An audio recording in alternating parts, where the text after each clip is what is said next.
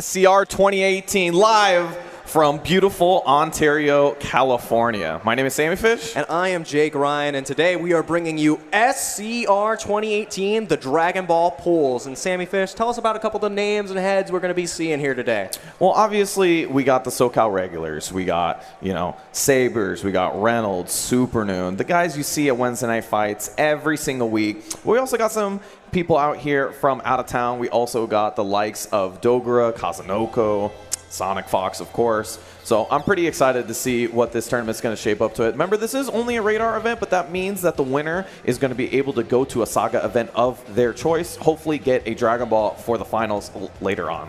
Yeah, and that Dragon Ball is going to enter them into the Dragon Ball World Tour tournament, where there's 7 Dragon Balls to be grabbed concurrent with the 7 Dragon Balls in the series, and then there is a last chance qualifier to go to that tournament. So this is a big deal to be able to get to go to one of those Saga events of your choice. You go to EVO Japan, we have Thunderstruck coming up, and everyone is going to duke it out. Only first is going to get that opportunity, so everyone is going to be out for everyone. Yeah, and this is a big one, right? You were talking about some of the Saga fans that we got later on top of which you also got Southeast Asia Majors, which is going to be a huge tournament coming up for multiple games, but specifically Dragon Ball FighterZ, because it's going to be one of the first tournaments over in Asia for a Saga event as well. It's going to be a huge event. You expect a lot of players out there, top-level players, to come out and try to get that Dragon Ball. Yeah, and the opportunity that is available for these guys, especially in the Dragon Ball scene, is amazing. And I want to see how the SoCal boys shape up against international competition like Dogra and EVO champion Sonic Fox, because they're going to have to put their money where their mouth is if they want to win.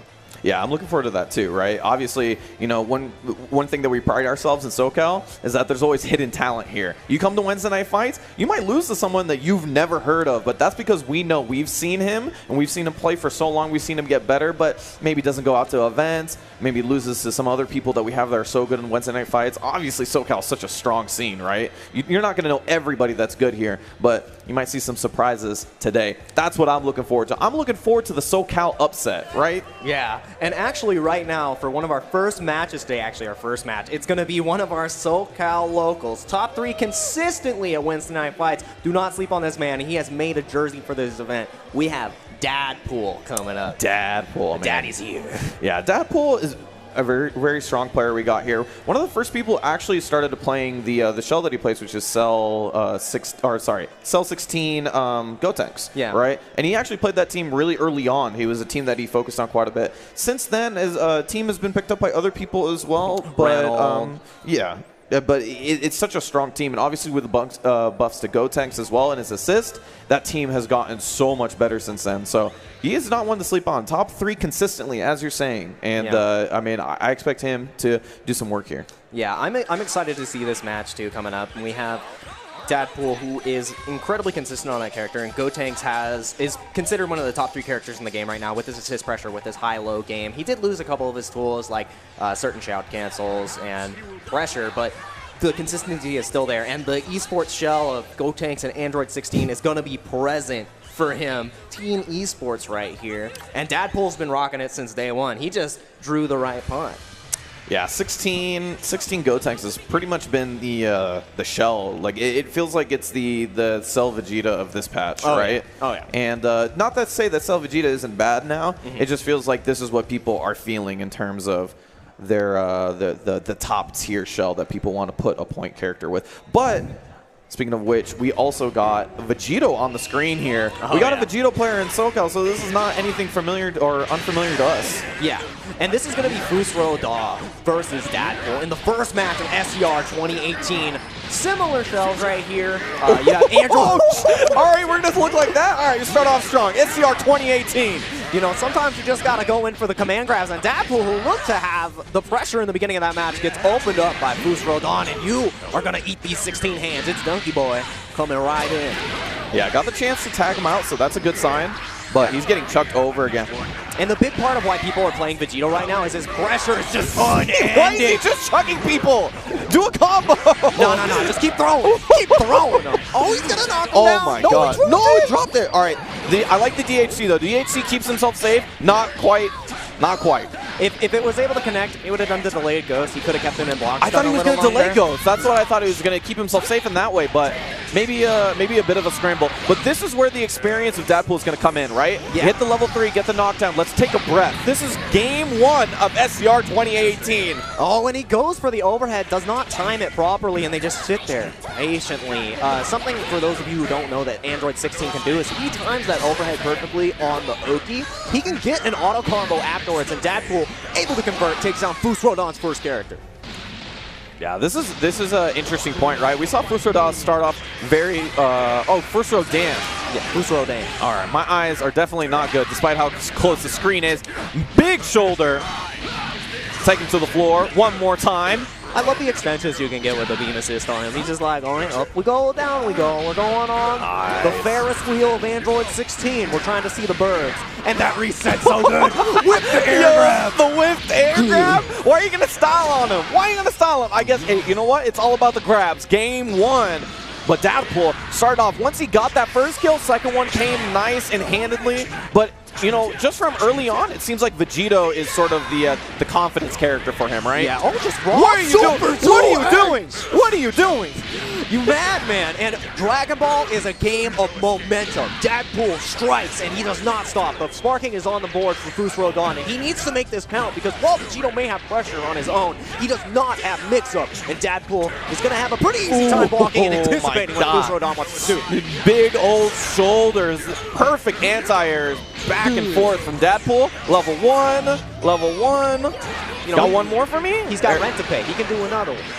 Oh, no. Oh, he tried to combo off it. Oh, the EX! EX rolling crush? Who said my man couldn't cross up? Who said my man couldn't cross up anymore? Get on the ground. Who goes straight down, sends him into the gutter. There you go. Dadpool taking the first match. I do like laughing. I do like the face on Fusrodon though. Happy to just be playing. He was like, man, that was sick. That was good. I like that. That's a good mentality. People using that rolling crush like that? Dang. I thought this man couldn't cross up anymore. He still got it. I was told wrong. I'm incorrect, obviously. You have been deceived, sir. All right? This man is still perfect. No one else has a perfect attack. You're absolutely right. But one thing to note about this team that Fusrodon is playing is that he has a Vegito, right? Very unique character if you're not from SoCal. If you're not playing against a guy like Sabers on the regular, and right? now Reynolds has picked up the Vegito train as well. And this character keeps you on lockdown, keeps the pressure going, and does things like that. Crushes your typical options that would work with his low crush. So against Vegito, you have to play differently. And because Dadpool has that experience, he can play differently. Yeah, that's very true. And the thing is that probably Fusrodon is also maybe used to playing against people who don't know how to play against Vegito, right? Yeah. So his play style is a little bit of that as well. Oh, people don't normally know how to play against Vegito. I usually base my skills around some things that, you know, aren't true, and it's not working out anymore. Yeah, because now with that character knowledge, you can't go for the grimy stuff that it's like, hey, you've never seen this before. And now, because of that, Fusrodon is getting blown up and the Vegito is off the screen. Still a strong Oh my god. Damage. Oh, he's wasted. See you later. But we still got the adult Gohan. This is the adult Gohan Gotenks team, though, is still so strong. Yeah, it has incredible block pressure because of that Galactic Donut. It does not only hit once and twice, so you can't really reflect it, but none of that is going to matter right now because Dadpool just sliding right in. Hey, scuffing up his shoes. You may have beat me as a team, but I don't think you're as strong anymore, sir. Oh man, he's out of here. He's out of here for sure. Gonna throw the ghost up there. The man with the green bar is gonna stay on the screen. And then we got Fusrodon on his last character. We got 5 Dragon Balls. We got 5 Dragon Balls as well. And he's got Sparking. This is possible. Is Fusrodon gonna be the first Shenron of the tournament? Could happen. On the game 1? I don't know about that. I moved my arm. There you go. Gets the launch and we switch into 16. This is something he does quite a bit. What are you doing? And it was completely necessary, too, because the Super Dash was already burned on the side of Gotenks. Right. Able to get as much damage as possible. And, doesn't get the hit. And that's good. Oh, he's got the fancy. He's got the fancy Yo, we got the IED loops. I'm down. I'm down for it. And you got 7 bars. All right. Oof. It's not gonna be enough damage to kill, but he should get a hard knockdown situation here. Level 1, level 3. Oh, he's trying to do the double level 1. No. Didn't work out. Tried to command grab from downtown. No Mozart for you, sir, but that is going to be it. Dadpool taking first blood here at SCR 2018. And while Fusrodon showed a good bit of momentum in the first part of that match, as soon as Dadpool figured out what his trends were in his approach, and how he wanted to play that neutral, it was done. Yeah. Deadpool just raised the arms. It's pizza time. And roasted him. Yeah, but you had a really good point, though, early on, is that this is a game of momentum. One character that really excels at that is Vegito, right? And you see a lot of the times when Saber plays, he usually gives up some damage in order to keep that momentum going. Yeah. And that is something you saw a little bit, but once he gave it up, he really struggled to get back in. And I think Deadpool also understood that he's like, his momentum's pretty good. He knows how to play this character. I just got to stop him from getting that momentum. And then he did that pretty well.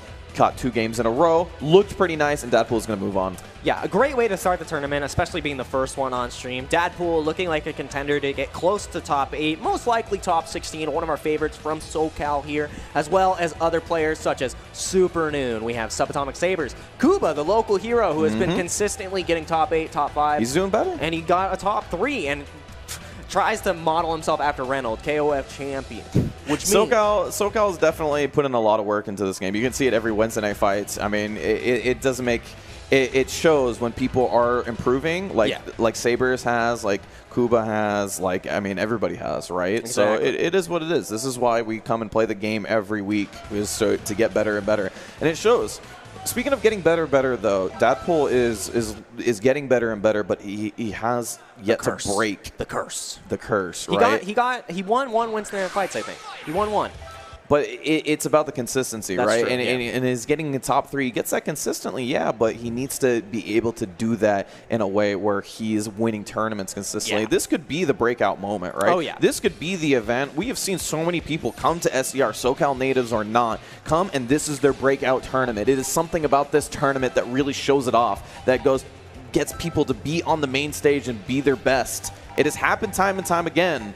And it might be this time for Deadpool. It might be this time for somebody else. It's like the guru to Gohan. You know, you just got to go to SCR. The hand goes over you as you get through your pool, and then all of a sudden, your potential is unlocked. And I feel like Deadpool has that opportunity, especially facing such strong opponents. Was able to have a solid showing at EVO, getting top 64, but this is where the consistency is going to shine. And a consistent player is what we're going to see next with Lord Sonico Fox. Oh, man, Sonic Fox. What a treat. What a treat this is. Obviously, guy has already qualified into the Dragon Ball tournament later on, won a Saga event over in France just recently. Looked very good while he was doing it as well. So this is a bit of a question, right? He's at this Radar event. Doesn't really need to be here. He's already qualified. Yes. If he went to another Saga event, it would probably, you know, it'd be nice for him to get another Dragon Ball. That's the idea, right? It's to get as many Dragon Balls as possible. Eliminate your opponents. But just qualifying is sort of the weight off the shoulders. Oh, yeah. So what are we going to see from Sonic Fox? Are we going to see him maybe practice a new team? Are we going to see him maybe try some new strategies? This is something I'm really interested in because I didn't expect him to be here, to be honest. I hope to see some experimentation on his side. I know on his streams he's been doing a lot of playing with the Kill Sage, so that's pressure with Adult Gohan and everything like here. And he's going to play the Nappa. He's going to play the Nappa today. Dude. It's Nappa time. I'm actually really for Nappa on Sonic Fox because Sonic Fox is an extremely strong player at neutral without good neutral tools because he knows all he needs to do is get a knockdown, get a hit, get a setup, and then he rolls from there. Yeah. And the best thing about Nappa, too, is this is described from Tatsunical, who was our SoCal Nappa player for the longest time, devout, and how he's gone back to him after the changes. Nappa is a high-maintenance character. Oh, yeah. Who is the tech master? Sonic Fox. I mean, that's true. That's true. And the thing about Nappa is that he is really, like we're talking about, DBFZ is a momentum-based game. Nobody accents that better. Even in the first patch, the first couple patches, Nappa was so good at that momentum. Keeping that momentum and then constantly converting off it, that was kind of difficult. Not so much anymore. However, his opponent is no slouch himself. YLT Cole. Another favorite of this tournament traveling in. Let's see how he's able to do against EVO champion Sonic Fox in the second round of the day. Let's see if the Echo Fox boy can make it happen.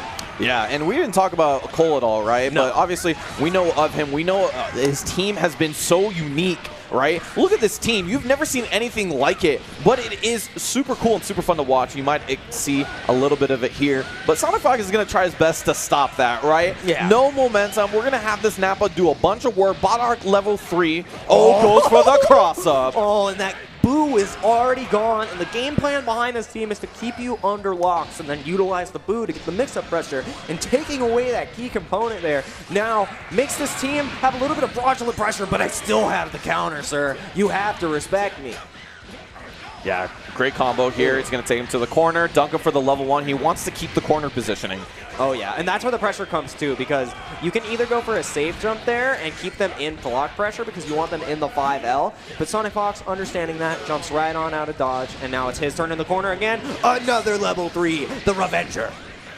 Another level 3 once in. He's also got the 16 assist, right? So now this is double scary. What's this going to look like? Oh, he goes! Ooh, late air dash. Doesn't even need the 16 assist. The first mix-up worked. Yeah. Just going to put him on the ground here. Oh, and forces the sparking there, too. I completely respect that from Cole, because one more hit would have killed the Vegito, and Vegeta on his own with sparking, really good anchor. But this is Sonic Fox. You need to preserve your team, and that's... Ooh, baby!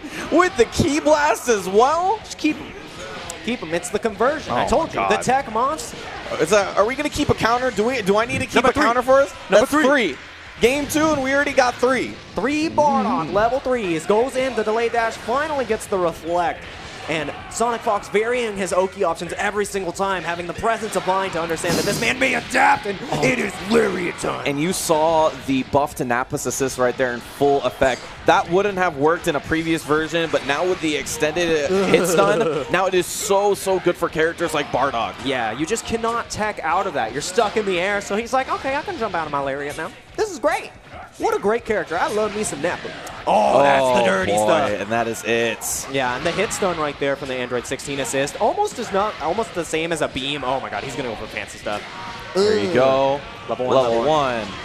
Level 1. Oh level boy, 3. see you later, sir. Gut punch. This is my best technique, and he screams on him. Wild T. Cole gets taken out by Sonic Fox, barely taking a scratch of damage in the beginning. Sonic Fox. Man, and the one good thing about the way that he's playing this team, or the good thing when he created this team is what I mean, is that he kept the Bardock. Oh, and yeah. the reason why he kept the Bardock is because he himself is so good with the neutral tools of Bardock. He knows how to get the hit with this character. So as long as he keeps his Bardock 16, which is also, in my opinion, one of the better shells in the game at the moment, he can put whatever character he wants in the back. We didn't even see the Nappa. This was basically the Bardock show plus 2 assists. Dude, Nappa is just an assist tool right here, okay? Don't you understand? It's a good assist now. It's a giant hitbox. And the untech time and the hit stun that it applies just allows you to get so many conversions. And what is Bardock looking for? Conversions and meter to get his 4th level 3. Keep him counted. Keep him counted. This is important. Got to get one of the Twitch extensions on the page where it just counts it for us. That'd be sick. Oh no! Finally gets caught out running forward, and Wild T. Cole is going to get a chance to show what his Boo can do. Is he going to do the fat throw mix-up? Most likely. Let's see. What is the mix? Yeah, and it's all about the mix-up, right? Not able to work out. Tried to cover it with the Vegito assist, but it didn't work out. The Lariat into the 16, and that's going to be the launch once again. Are we going to see one more level 3? No, he should be able to kill with 3 level 1s here. And for those of you who don't know, you're able to tell if it's gonna do the job. If it's gonna do the job, because right when that health gets to the end of that sparking meter, 3 level 1s will kill. Sonic Fox, understanding that, takes down the character, and now the Majin Buu is eliminated early once again. Yeah, and he also doesn't have the sparking as well. He tried his best to keep the 3v3, and it didn't work out. So it's going to be a lot on this Vegito, but he finds the cross-up and the confirm. And I was just looking at my watch, and I think it's about time to be Nappa time! And it's time to see how the execution on this character can take him from what people think to be a mid-tier character to a high-tier menace. Yeah, you are seeing one of the problems of now. Oh, come on! Oh, that got me. That was dirty. What? But why? Like, why would you do that? It crosses up. You go to one side and the super dash I know it crosses up, but it's so rude. It's dirty. It's good. You gotta use your tools. You gotta use your tools. He shined his head. He shined his head. He blasted his dome. Man, that 5H, that's still a great tool. Underrated tool, even in the first version. Oh, yeah. It's for Nappa, right? Yeah. It's his best neutral button. Yeah, it just covers 3/4 of the screen. I don't want to worry about it. I just want to put you in block stun. Nice vanish out. Oh, and just understands that this man is too afraid to DP and plant. This is the Cybermen plant loop that you can do. This combo is going to get extended with Vegeta Jr. Woo, baby! And he planted another one. He planted another one. Oh, no, he tried to go for it again. What a madman. That's so cool. That combo is amazing. That combo is super cool. You yapped him twice. Not surprised he didn't get that reflect there. That seems pretty obvious, but you know, all things considered, healthy life lead. Still got the sparking. I don't think he's got much to worry about, but this level 3 will get him the knockdown. This could be the start. It is a long road. It is a long comeback. Oh, but we just finish it. Just keep doing the auto combo. There's 7 Dragon Balls. Oh, and it's over. And that is going to be it. Sonic Fox 2-0 with the Nappa. I appreciate him for putting the character on point so we get to see a little bit, but he is going to move on through the tournament. Expect him to go pretty far, if I do say so myself. Yeah, and after that, we're able to see that Sonic Fox has developed his Nappa to a level that is of competency with the Cybermen planting loops. He did drop one at the end there, but the beginning of it was actualized. It was great. The pressure, the mix-up potential with his air normals, doing the fake out into the super dash. This team is a menace. Yeah. Not only is it Bardock, it is the Nappa. Yeah, one thing I really like is that the Nappa with the Bardock being a fantastic neutral assist. It's just the lariat across the screen, right? And one thing he needs to do is he needs to put people in block stuns. Yes. So this team works out so well in all ways. And I'm looking forward. I hope he plays this team a little bit more. Yeah. Not going to lie, if he goes back to the Zamasu, I'm not going to be too sad. No. I love watching Zamasu. I think he's one of the most unique and cool characters that we have in the game right now. Yeah. But I also wouldn't mind seeing a bit of Nappa. Yeah, and I think both of those characters offer a variety of different things in their toolkits, because Nappa, with his changes, now has 3 lows accessible to his kit, which means he is a low mix-up stagger monster. Yeah. And then Zamasu is on the opposite side of the spectrum. He is the overhead king. Sonic Fox has all the mix. Yeah. If you block low, we switch it. Yeah, and actually, I think he has done one of the best things for himself in this version, which is that he's picked up 4 characters, right? If he sticks with the Nappa, then he's going to be able to have like a good mix-up in one way, and then the Zamasu can flip into that team as we saw in EVO, and he's going to have another team.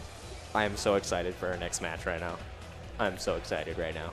Yeah, but you know what I'm excited for is free shipping store-wide at store.world8.com. If you guys want to go check them out, they were nice enough to sponsor SCR. You have a bunch of goods here. If you're in the building, you can see what they're all about. But if you're not, you can obviously go to the website. You see it on the screen. You can go from the entire duration of SCR 2018. Use that code, SCR18, as your store-wide promo code. Get some stuff down there from store.world8.com. Yeah, and they have plushies, they have controllers, they have everything for your gaming needs. I see a really cool Dragon Ball jacket, so please check out their website. There's free shipping. I might just scoot over there and buy one. Pink shirt, not for me. Dragon Ball sweater, I'm about it. They are a great store, and you're going to want to pick up their products. And now, the man I was excited about, Kazunoko, hailing from Japan. Man, Kazunoko, this guy's got a lot of history in the fighting game community, but specifically in Dragon Ball FighterZ has really showed himself to not only buck the trend, but also bring his unique style of play into Dragon Ball FighterZ. And I tell this to a lot of people. If you want to understand what Kazunoko's like, you have to understand him as a Guilty Gear player. Yes. And as a Guilty Gear player back in XX days, he was just all rushdown. I don't care about this neutral. The neutral means nothing to me. What I care about is putting you in block stun and putting you in mix-ups and making you bleed. And the thing early on is that, remember in the first 2 patches of the game where the Cell Vegeta was king, we saw this guy play Yamcha instead. And a lot of the question was, why would you play Yamcha? Yeah, he's a great assist, but not great of a character. It's kind of rough to put him in a team. You know, this doesn't seem like a good decision. But when he explained it, it made complete sense. This team lets me dictate the pace of the match at all times. This is what I want to do, and this is the play style that I need in order to succeed in Dragon Ball FighterZ. Yeah, and he has changed up his team a little bit here, because now the Gotenks is on point. So he's going to be utilizing the Yamcha assist as well as the DP assist to keep his approaches safe with the invulnerable DP assist, and then also keep the pressure consistent with that Yamcha assist. And I'm excited to see a now considered #1, #2 character on the roster punish Fruit Punch, who we just saw in the online Dragon Ball Radar event for USA West, who he got pretty far there. He was in top 8. So Fruit Punch is going to have to show all of his cards if he wants to defeat Kazunoko, who already has a Dragon Ball himself. Already has a Dragon Ball himself. You see multiple here, multiple top players, multiple EVO contenders, top 8ers. They're all here. They're trying to get that big money towards the end there. I like how they both let it rock, too. Of course, baby. This is Dragon Ball we're talking about. That hitbox is so dirty. It just stays on the screen for so long. You're like, do I block high? Do I block low? Do I hold left? Do I hold right? No, I just get opened up. So obviously we got to talk about Kazunoko a little bit, being the visitor here in SoCal. But also, let's talk about Fruit Punch for a little bit. He plays a very, very unique team. Yeah, he's got Trunks, Zamasu, Kid Buu, and Kid Buu was... a lot of people believe that he was gutted after the patch, but people are still playing him in the forms of Super Noon. Other NorCal players like Virtual Allen and top players have not abandoned him because the assist is still there. You just have to work a little bit harder for your mix-ups. And Fruit Punch also playing an unorthodox pick of Trunks and Zamasu. We don't see this team. This team's crazy because it's all good assists, right? Yes. You got the Trunks assist, Change the Future, crazy good. Zama's Fireball, unbelievable. Kid Buu assist, best mix-up assists in the game. All characters that also excel in the neutral as well. This team kind of meshes in a weird way, but it's super cool. Yeah, it's one of those teams that you wouldn't really expect. It's unorthodox, but it's calculated at the same time. Yeah, exactly. Ooh. Exactly. That was so good. He got the guard cancel attempt with the Yamcha assist. He's like, hey, yo, you gotta hold this. Kazunoko. Oh, there it is, the pressure. Oh, Gotenks, you're so nasty. God, so scary. He's so good. He's so good at putting the pressure on. It's one of the key defining features. And I like him also backing up for the Ghost, right? He's making sure that the reflect is not easy. Oh, and vanishes so the guard cancel isn't able to do anything particular. And the reason he's able to back up in that situation, for those at home who are going to try that combo because that mix is potent, you have to install a super jump in the middle, which means after you do your down medium, you have to do a super jump and then confirm the combo so you get falling properties of a super jump. It's difficult, and that's why Kazunoko is on the stage taking down this character. My man has been jumping and stalling for a decade Yeah, now. he's got this down. He's got this down. He's like, this is not a problem. But this is a little thing that you can add to your game, right? Yeah. A lot of the times when we see that Gotenks super as meaty, it's to make sure that they reflect. You know what they're going to do on wake up, so it limits the options that he has to do. When he backs up like that, he opens his game so much. Yeah, and now Fruit Punch sadly misses the level 3. I guess Kazunoko doesn't need to be stopped, and now he's going to be eating all this damage and deal with the Gohan mix-up, the pressure. Unending on the H, it's timed a little too early. That was very scary timing for a guard cancel, but he got it just in time. Hey, you know, you got to believe in your mechanics. This is going to be a lot of damage on Fruit Punch, and this next mix, I think he's going to have to spark if he wants to keep Zamasu alive. And he goes for the meaty beam setup and opens him up. Yo, we backdash, meaty Masenko into the assist. You know, meaty beams. You can't spark. Love it. You can't do nothing. You got to eat this. And now Fruit Punch put onto the Trunks, but one thing about Trunks. Oh, the punish on the solo guard cancel as well. Let Gotenks take the hit, and he's going to take all the damage away from Fruit Punch here. That was dirty. That was so dirty. That was rude, is what that was. Kazunoko. All right, I know you're an orange juice guy, but do not put him. There is a lot of Do not situations where you can call assist or have situations like that where the assist takes the hit for you in certain situations, and then you're able to get the punish. It's super hard to recognize that and improv and get the combo off it like that. Kazunoko just so good at picking up where opponents leave him opportunities. And Fruit Punch, he did look composed in that match because he was able to get a few confirms. One drop on the change on the level 3 from Trunks put him in a precarious situation. And yeah, that combo, that one had to work, right? Yeah. He ran out of assists. The mix-up was going to have to work there. It worked out for him. Got the Ghost, though. And there's the reflect. You put him in a situation where they always have to choose the same choice, so you know how to react. What are you supposed to do? There's still a Ghost there. I'm still scared. Just block. You just block it all. Oh, my God. You gotta believe in your heart. You can level 3, but he didn't have the meter. Yeah, Fruit Punch uses a sparking. He wants to keep this 3v3. I do like the composition of his team, but we haven't seen it into full effect just yet. Stays on the ground this time. Oh, nice. Not able to confirm, though. Yeah, that's a super, super hard confirm, so I don't blame him for that one, but he's going to have to do it. Nice. He avoids the mix-up entirely, recognizing he was going to go for that fastball mix-up, jump back, gets the hit. All right, and he's not going for the safe jump setup here. He wants to spend the meter and get as much damage on this Gohan as possible. And now the sparking Kazunoko. I like that because you are about to deal with a ton of overhead pressure in Kazunoko. Oh, no, the reset! The reset! That was unnecessary. Why would you do that to him? The madman. Actually, now with the extension in that combo, it's going to be enough damage to kill, whereas before it wasn't going to matter. Kazunoko having the presence of mind. Oh, the last Ghost Calculated damage. Make it happen. He thought it through. He knew that he was ready to take a whole combo, and he's like, I'll just reset right here. This is fine. This is okay. You're not ready for this. So we see Fruit Punch there now at 2v3. Still got great assists here, right? Between the Kid Buu and the Trunks, both fantastic assists. You just need to be able to stay alive. But this pressure from Kazunoko, like I'm saying, he wants to keep the pressure up. And there it is, the safe ball. And he goes for a different mix-up that time. Doesn't even want the ghost. Ooh, the 2-8. 2-8s, not like that, sir. Full screen? Let me take some of that blue life away. Oh, and the meaty, you're trying to press buttons. You can't do that. He's going to get you. Some of the most active moves in the game on Gotenks here. And there's the ghost. There's one more. Oh, my God. That's what I'm talking about, right? You see that last ghost there? You think you don't have options, but Kazunoko, he knows when to sneak in the mix-ups. And this is going to be a dead character again. Double level up. Give me the extra damage on Gohan. I got leg boops now, and there's only one little boo to deal with. It does have 7 bars, though. That's 5 Dragon Balls down there. So if he finds a way to possibly get it, it'll be crazy. I just don't see it happening here. No more sparking. He's going to build 2 bars, full combo here. This is looking grim. Oh, it's gonna be really close for the damage right here. It's gonna be either a pixel or he's gone.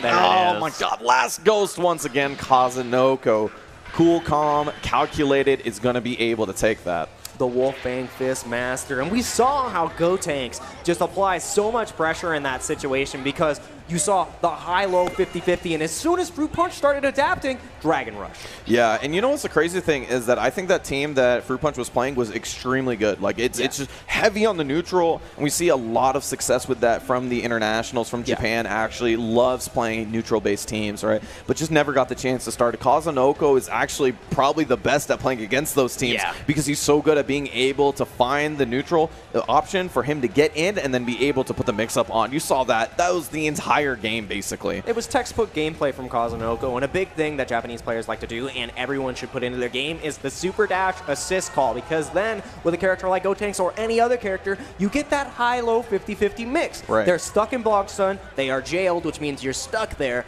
and you have to deal with the mix-up, and Kazunoko did that every single time, opened him up, and takes Fruit Down Punch in a splendid fashion. He just executes, gets to the hit, takes him down, reads his options, and just finishes out 2-0. I wanted to see some more Fruit Punch, but unfortunately, that's the strength of Kazunoko. He doesn't let you play. Womp womp. That's what it is. I mean, it's what he is. This one, he's one of the best. I mean, he plays that style better than anybody else. Everybody sort of gravitated towards that sort of neutral-based style early on. I mean, with good reason. It's a fantastic way to play the game. Yes. But then Kazunoko found an alternative. He's the best at it. That's why he's making it work. Exactly. And I feel like the question to bag, too, is the same question that we asked about Sonic Fox. Why is Kazunoko here today? He already has a Dragon Ball. The weight is off his shoulders. Is he here to exhibit a new team? We saw a change in positions for his team, so this may be a highlight to what he's trying to refine for the future, especially with the patch coming out and being a big tournament where you've got big heads like Sonic Fox and you have all the SoCal players who are potential threats for the future. Right. Especially like Reynolds, who almost took him down at EVO. Maybe he wants to get another run back where he takes him down. I believe that Kazunoko is here to develop his skill and especially develop the variety that his team has in composition.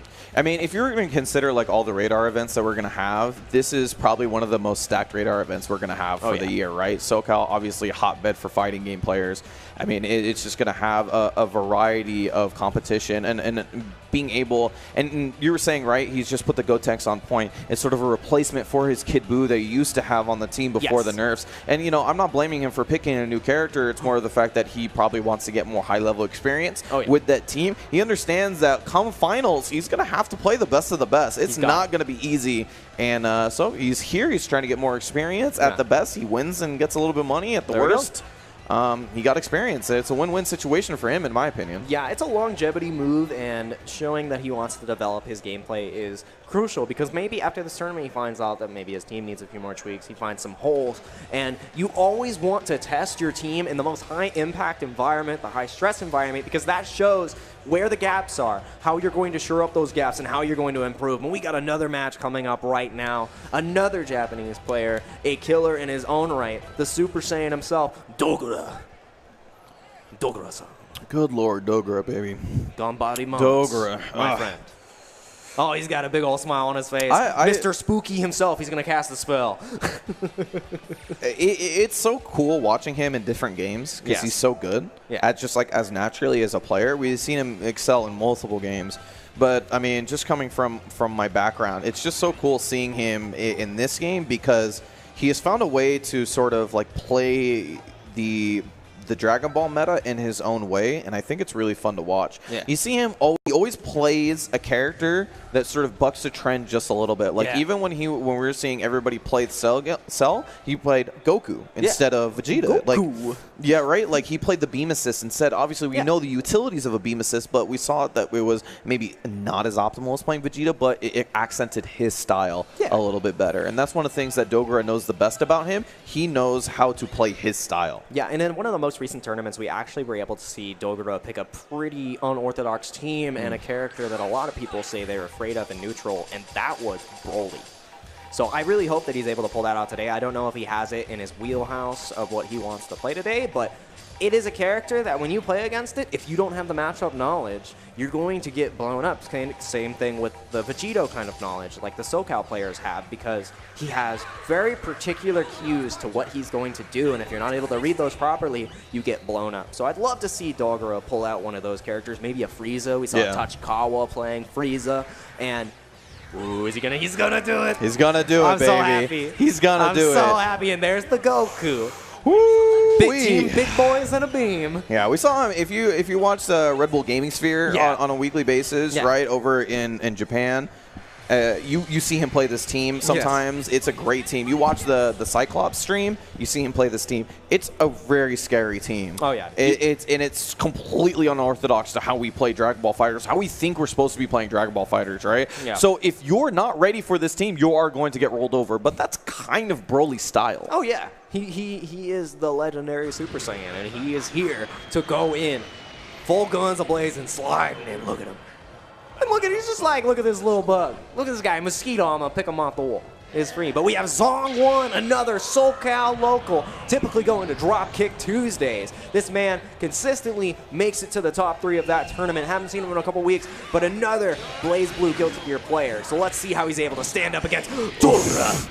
Yeah, and this is the thing. There is many a times I've seen Zong in different games beat people he shouldn't. I would be scared if I was Dogura. However, Dogura is not a regular person. It's not like he knows fear innately.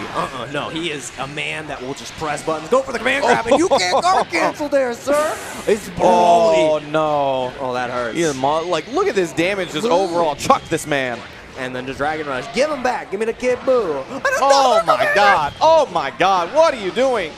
Oh, this hurts. And a big thing about Broly as well, for those who need to know, when he goes for that command grab, his H looks incredibly similar. His H is a closed fist, the command grab is an open fist. You have to look at his hands.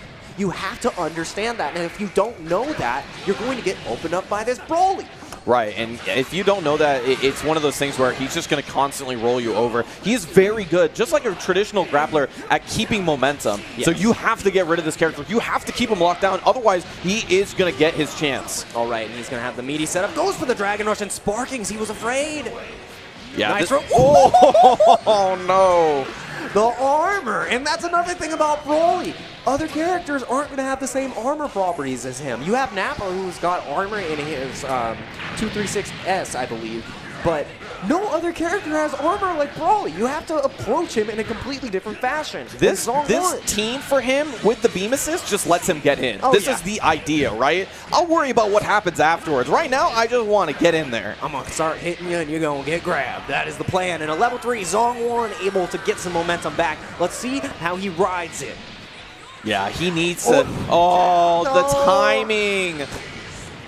That works. Oh my God, that's dirty. I didn't know that worked. I did not know that worked. He wanted to pitch him from downtown. Last character left for Zong1, just a 16, but it is not going to be a surprise if he makes a comeback with this character. We've seen it time and time again. Android 16, you know, he has no other options. One of the best anchors in the game. No sparking though, so Zong1's got a lot of work cut out for him. And the 2H Dogura sniffing it out.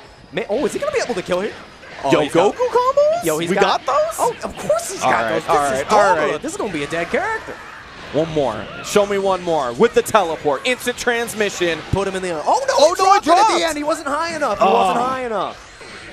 Yeah, that's actually a very tricky double level 1. You sort of need to time it right, otherwise it'll drop like that. Yeah, it's all about height for that, too, because if you do not get enough height, he recovers too quickly. He's got to be falling down. And now Zong1 given another chance to keep the pressure on. Wow, doesn't spend the money on that one. You don't have a lot of health to do that. Oh, we got him! Oh my we God. got him! Snatched! Put him in the furnace. Oh. Got a flambe on the face of the earth. I was originally going to say I do not like him not spending that level 3, but after seeing that, I'm a pretty big fan. There's 6 Dragon Balls. If he, oh my God, no, one more hit is going to do it for him. But if he's able to make this comeback, I'm going to lose my mind. Oh, the jab. Didn't work out. Dogra just had too much of a life lead there. It's a bit of a thing in Dragon Ball FighterZ. If you... tough comebacks that far are really, really tough. Oh, yeah. Because there is a ability to grind out games. Yeah. Whether it be with vanishes, whether it just be, you know, trading hits and stuff like that. It's kind of hard to hold or to make a comeback in that way, especially if you don't have sparking. Oh, yeah. And in that situation, Zong1 had the proper read going for the level 3, but just didn't have enough gas in the tank and awareness with Dogra having just so many resources on his side to finish that one out. No sparking, but playing against an assist when you're in one character, you have to make the correct read every single time you get blown up like that with one little jab. God, this character's normals just covers so much of the screen. So good. Kid Buu, you might be small, but I mean, I can get you no problem. You just, that jump H, man. Oh, just covers so much of the screen. Good low, big boy. You got to watch your toes. You get scuffed. I'm telling you, man, Zong1 has taken out top-level players in multiple games. He's always ready for a surprise. I don't like the meter burn there because, I mean, he forces the sparking, but now he's going to get all that health back, and you have to kill this character now in order to make that count. Because now, lacking meter, sparking is going on the side of Dogra, but the only thing he achieved was getting rid of the sparking. If he doesn't get rid of this character, it's going to be a big deal. Yeah, that's an easy 2H, baby. This isn't month 1. We're not getting away with that. This should be a dead go on with the extension here. He's got all the cash in the world. Yo, softball pitch. Dunk him down. There Let's it go. is. Goku knows a thing or two about baseball. Just a little bit. He got some tips from Yamcha. You know, he's get the baseball bat. You know, you hit it because you have heightened reflexes. This game's easy. Yeah, this is a rough start, but he got him to spend the sparking. That's a big win in my opinion. He only had 7 seconds of sparking, but now he's got to play this 2v3 with against this character, right? Yeah. This is pretty rough. Yeah, he's going to snap in the Broly. He's going to get rid of the problem character. Yeah, he needs, if he's not able to kill the Broly here, that's going to be the hugest thing. Because even though Dogra had to burn the sparking, Zong1 lost the character. Yeah, I tried to catch the back tech there. It didn't work out. Still has 3 bars, though. And people have been discussing that Broly is like one of the better zoners in the game. People usually think about Frieza being one of the zoners, but he has so many tools that you cannot charge through. The key blast into the ball, you get caught. So you have to play differently. And that claw, now the sparking time is going to get burned out here in Zong1. I was super surprised with that sparking because I was like, okay, I understand. You want to get rid of the Broly. That's understandable. But I didn't think he was going to kill. He definitely doesn't. He's going to be able to tag him out. No, he's not. No, I mean, sorry. Dogra is going to be able to tag out the Broly because this is twice now he's failed to confirm the kill on Broly, and this is basically the reason why he's unable to make a good lead here. Yeah, now Zong1 getting picked up by the normals there, and he needed to get that crucial confirmed. One drop in this game, and dropping the ball loses you all momentum, and going back to neutral, especially against a player like Dogra, is a death sentence. You need to make the hits count, and with Zong1 dropping it there, now he's losing his opportunities. Oh, he goes for it again, but no, a little bit too early this time. 2H, 2 hands, pitch the baseball. That's all said and done.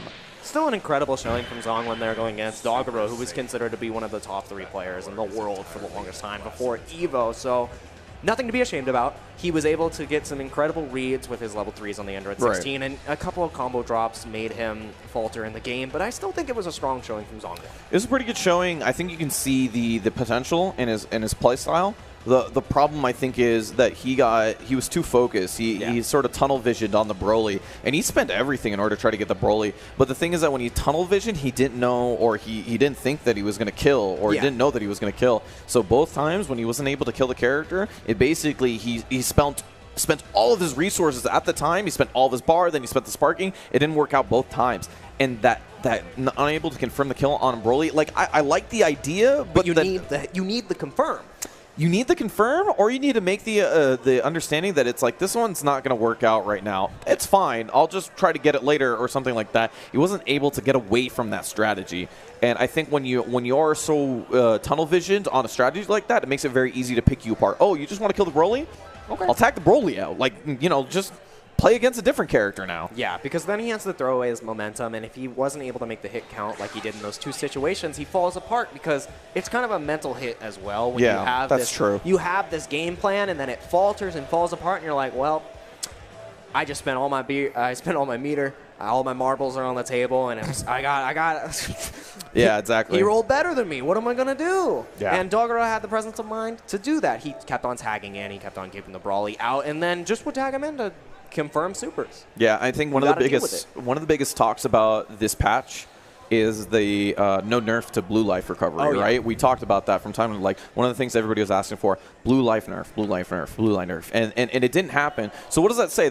Says one thing is that they're okay with it. Yeah. The second thing is that you have to learn to play against it, and it's a thing that's probably going to stay in this game at least for a little bit longer. And so you saw that in full effect, right? 2 times where he was able to recover blue life, he was able to recover enough health not to get killed. Yeah. It was a life or death situation. Basically spelled the game out and how that went down. Yeah, and some of the best players in this game are keen to character health control, and that's utilizing that blue health mechanic, keeping the characters on the defense, like on the back burner, just so they can regen and everything like that, and constantly tagging in at opportune times. Zongwen not doing that as effectively, hinging heavily on his point character, getting blown up at the end, and now we're going into our next match between Echo Fox to Kill Sage, another Echo Fox boy coming in versus, I believe it's Marine?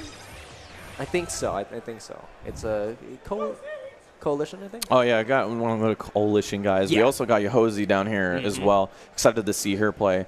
We got DeKill Sage over there. DeKill Sage, just before this tournament started, actually said on Twitter, is like, if I say I'm going to drop a Don't Go On, just don't listen to me. Don't listen to me. And I'm a big fan of that because I love his Don't Go On. Yeah, I think it's great. I love his play. Like, his team, in my opinion, is one of my favorite teams to watch because it is just the team that explodes you. Oh, yeah. Right? Like, Adult Gohan damage is still there. He doesn't have all the knockdowns that he used to, but he has all the damage. It's still all there. EX legs in the air is still a thing to worry about. Oh, yeah. You cannot just run head first, headstrong into that character. And his Adult Gohan, when I was going like this, his mix-up is so crazy. The execution, he's like high, low, high, low, high, low.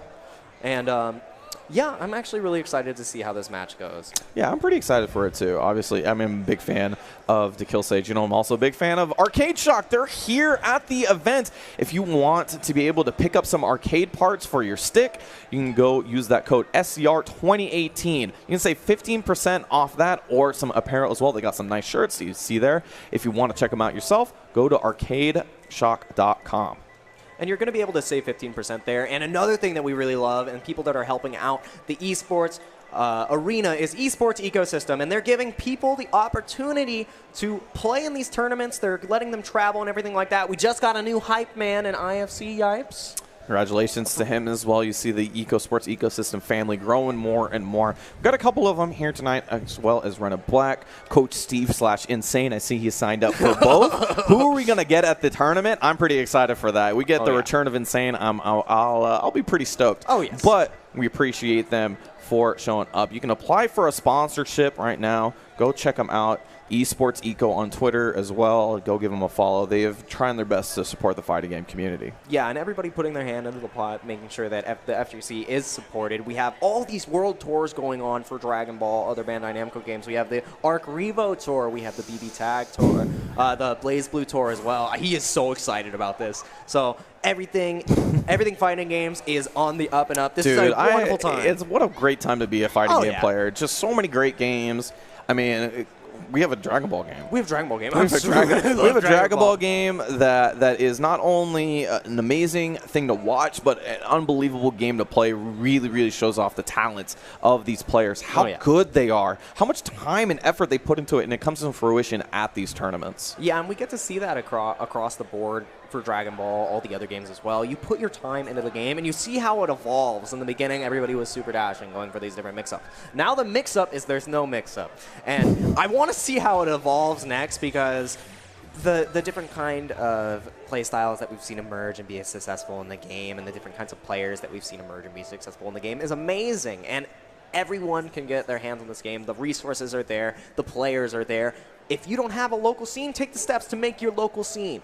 You have to put in the groundwork and everything, because all these players want to play Dragon Ball. They want to meet up and they want to play these fighting games, and you could be the catalyst. I can tell you as much as that my local scene for 3 years when I was in college was 2 people. It was me and somebody else. There you go. I called that my local scene. I played every week. That's all I got to take, man. Locals don't gotta be you know, Wednesday night fights. Yeah. It's don't get me wrong, I am blessed to have Wednesday night fights. It is a fantastic community to be a part of, but I wouldn't be here if I didn't have that 2-man local for 3 years. If I didn't have anybody to play, if I didn't find that other person to play against, this wouldn't be the same Sammy Fish you would see today. Exactly. I probably wouldn't be in the scene because I wouldn't have played fighting games for 3 years. I wouldn't have still kept my love up for it. I mean, what have you. But that's sort of what we see. When we say go to your locals, we don't normally say, yo, go find a Wednesday night fights. Yeah. We more say, just go find people to play. Oh, go, you know, set a date up. Set 2 hours, 6 hours. It doesn't matter how long it is. You know, online locals where people are bringing that up more often, it's more of a thing of just like, yo, you know, times are tough sometimes for people. Let's just play online. I understand that completely. Yes. Just find people to play against. Build a community. This is my favorite part about the fighting game community. This is why I show up at Wednesday night fights. I say hi to everybody because it's not a community without the people there. Yeah, and all the people in the community are able to bring together events like this, which is SCR, and it's a fantastic celebration of fighting games. We get to see all the competition on the stage, on the floor, have them duke it out, show all of their best tools, and they all started in the same spot. We all started going to those locals. We all started at a young age having a love for fighting games, maybe a little bit older. If you're a little bit older, come play the fighting games. Daigo's in his, I think, his late 30s or early 40s. He's still winning tournaments. Still winning tournaments like Sako. It is one of the cool things about fighting games, right, is that we see a lot of other esports people drop off after 25, 26. They sort of pick up different rules because all the younger players come up and they're just so good, right? They just put so much time into the game. But it's not like that for fighting games. It's so embedded into your heart that you can always be a top fighting game player if you have the right mentality, if you have the right ideas, you know how to adapt, you know how to play the game. I mean, there's all those things, those skills you learn early on, they will be successful as you go on in fighting games. It's one of the most beautiful things, right? Yeah. The age gap in this game, in these games, is unlike any other one, and it's one of the best things to watch. Yeah, and one of the things I like too is with those local scenes and everything we talk about and the players that you can play with, everyone typically is out there to help the other person improve, especially with resources like that. If you're in SoCal and you're watching this right now and you've never been to Wednesday night fights or you're afraid about going to a tournament, come out. And if you want to play Dragon Ball, if you want to play a different game that we have here like Tekken, if you want to play Blaze Blue, we all are here to support each other, and if any questions are to be asked, we're always there as a pillar to help. Like, anybody can come. Shout-outs to Stealthy, who shows up to Wednesday night fights every single week. I'm pretty sure he's 12 or 13 years old. He comes, and he takes out names, and he loves fighting games. These games are accessible. The community is accessible, and it's just a wonderful thing to watch it flourish and grow as time goes on, especially with events like SCR and all these world tours. Yeah, and that's you hit it on the head, right? Yeah. It's all about just coming out. That's really about it, and that's why we come out to SCR. That's why we come out to locals and stuff like that. It's just all about just being a part of the community. Yeah, it's a great thing. This is why I love this scene to death. Is because it's about the people, and as long as you keep that in your head, I think you go pretty far. Yeah. And I'm incredibly happy to be here as well. Without Wednesday night fights, without the local scene, I wouldn't have the opportunity to be here. I wouldn't be Jake Ryan, the Jake Ryan that's able to commentate. It's just one of those things. Like it sort of builds your character too, right? And so when you sort of go to scenes, you sort of see who you really are because you're out in the open, you're out with other people, you interact with a lot of people, you sort of recognize who you are developing into, not only as a player but as a person as well. So I mean, it does a lot of good for you. It's just more than just fighting games. But I mean, that's what it's all about. Making friends, community, all of that good stuff. All right, so let's switch gears here for a second, and I want to talk about the tournament that we have this hand. We've seen a couple of matches so far, a couple of the Japanese players, some of our SoCal boys getting blown up. What are you expecting to see out of this tournament? Are there any specific characters you want to see? Any specific star players you want to see make a showing? I know in particular I have a couple names that I'm thinking about, but I want to see how you feel. Who do you want to shine at this tournament? Well, for me specifically, obviously, I want the SCR. I want SCR to show off the SoCal guys, right? So, I mean, I'm going to be a little bit biased here and say that one of the big guys I want to see go off is Super Noon, right? I mean, obviously, he's doing so good for himself. He's getting top 10 on the PGR. He's able to do well top 8 at Evo. Did so well at the France tournament as well. I mean, it's just he's putting in time and time. The work obviously is shown in the dedication that he puts into the game. I mean, he's obviously the guy to look out to, right? Especially in SoCal. Early on, has showed himself to be one of the best. The two other game names I would say is, I'm just going to take all the names from you. I'm sorry. Is I'm going to say I got a wealth of names. Breaker Dave. I'm looking forward to see Breaker Dave. He's one of the one of the most unorthodox players we have in SoCal, but he's also one of the most unique players. So I think people might be surprised if they're out of town and play against him. I'll hand it off to you so I don't take everybody's name. No, you're good. You're good. I have a whole list. You're fine. I want to do. I'm shouting out the hometown heroes because not only do I want to see Breaker Dave, I want to see Reynolds come back and crush Kazunoko. I want to see that. That is. You know, I would be a pretty big fan of that. Of the weekend. I would be a pretty big fan of that. But I'm not going to count my chickens just yet. I'm counting my chickens. I'm counting them right Sounds now. good. They I'm are down fried, for it. and I'm down I've got for the it. sauce. And other than that, I want to see our hometown heroes such as Subatomic, who plays Vegito, and then my personal friend Kuba, because he has been on the up and up. And when he's on. But his consistency, it needs to get on point. So I'm excited to see how that shapes out. And then the one and only Toki SD Krillin Monster. If you guys have never seen Krillin played, please watch some VODs of this man play or be able to see him. Because, oh my God. The blessed super dashes, the blessed rocks. There's going to be people who come out of this tournament going, Krillin's a great player. I didn't expect to go to this tournament and lose to a Krillin. I lost to a Krillin on the way out of here. What is this? And now we have the match that we've been waiting for, just Killsage versus Marine, Coalition Marine and Echo Fox. Both of these players sponsored, capable of playing the game due to these sponsorships. And now, immediately to Killsage, blowing up Marine in the first 20 seconds of the match. Man, I thought I was going to see some Saiyan Saga Vegeta, but no, sir. 20 seconds in, 20 seconds out. Oh, man, and that donut assist, as I said before, you can't reflect it. It's 2 hits, and then you don't really have that many options. You got hit by the O-Red. You got to hold these. Yeah, and actually early on we did have a lot of adult Gohan Gotenks strategies because of players like the Killsage. Oh, yes. But this team specifically got so much better because of the Gotenks assist buff. Oh, yes. Ooh, oh, just catches him in the neutral. We're playing in footsie. You got to open up. Down, level 1. Just going to go for it. Try to chase him down with the 2H, but jumped a little bit too high. That is a small body. You got to hold this. Ooh. Oh, I'm telling you, the up, down, up, down. This man is a monster. He's going to keep you locked down. He finds the hit. He needed to right there. He was all out of assist, but he has 5 bars. That's probably going to be it for the little guy. Oh, yeah. And this guy was thinking about dropping adult Gohan. He was thinking about it. Do not listen to this man if he tweets on Twitter saying, I'm dropping this character, I don't want to do it. Did you see what he did? Did you see what he just did? One of the best adult Gohans in the business. Love watching him work. This man's. We gotta get his noggin checked after he hits him with the overhead. Man, that was great bait on the reflect. He wasn't able to confirm it though, and he goes into the Sparking Marine trying to find the hit here. Ooh, okay. Yeah, dashed a little bit too far on that air dash. Oh, okay, and the confirm doesn't spend the bar on it. Let it rip. Oh, nice reflect right there. Didn't even want to prime the 2H. And all the sparking time is burning out right now. Killsage is making the correct option of just playing keep away. You got to come in on me. You have sparking, you have to kill my characters. Do something. And now, punish. Finds his time in the scramble. Gotek's so good in that situation. Oh, the 2H. That was coming out before the vanish. The blessed 2H, the reaction. He's like, I can get out of dodge. Big old head. Beautiful. The banana special. He's got big old banana in his head. You getting peeled. Get peeled, sir. Man, that was crazy. All right, let me see some Saiyan Saga Vegeta. All right, come on, let's go. Key blast mix-ups. Can we do Krillin-esque stuff? All right, we're feeling better. Man, and so early on, everybody was talking about how good this character was, but I think we also recognize that one of the problems is that his neutral's not fantastic. He sort of struggles in that tool department. Yeah. So he really just needs to find the hit, and the patience has to come before that. But the problem is you can only be patient for so long. You got to be able to find that hit. Okay. Wow, dodges the assist. How? No, that was so dirty. That was the punch is going downwards. How does that make any sense? Hitboxes are great, and so are Dragon Rushes, because now that's Saiyan Saga Vegeta, base Vegeta. is going to be hanging out on Namek with his other boys because he's no longer for this world. Yeah, that's it. One more time. No Saiyan Saga this time. Let's see. He can try to extend this to one more game. Maybe we'll have the chance to see him later. Cell, Gotenks, obviously a fantastic shell.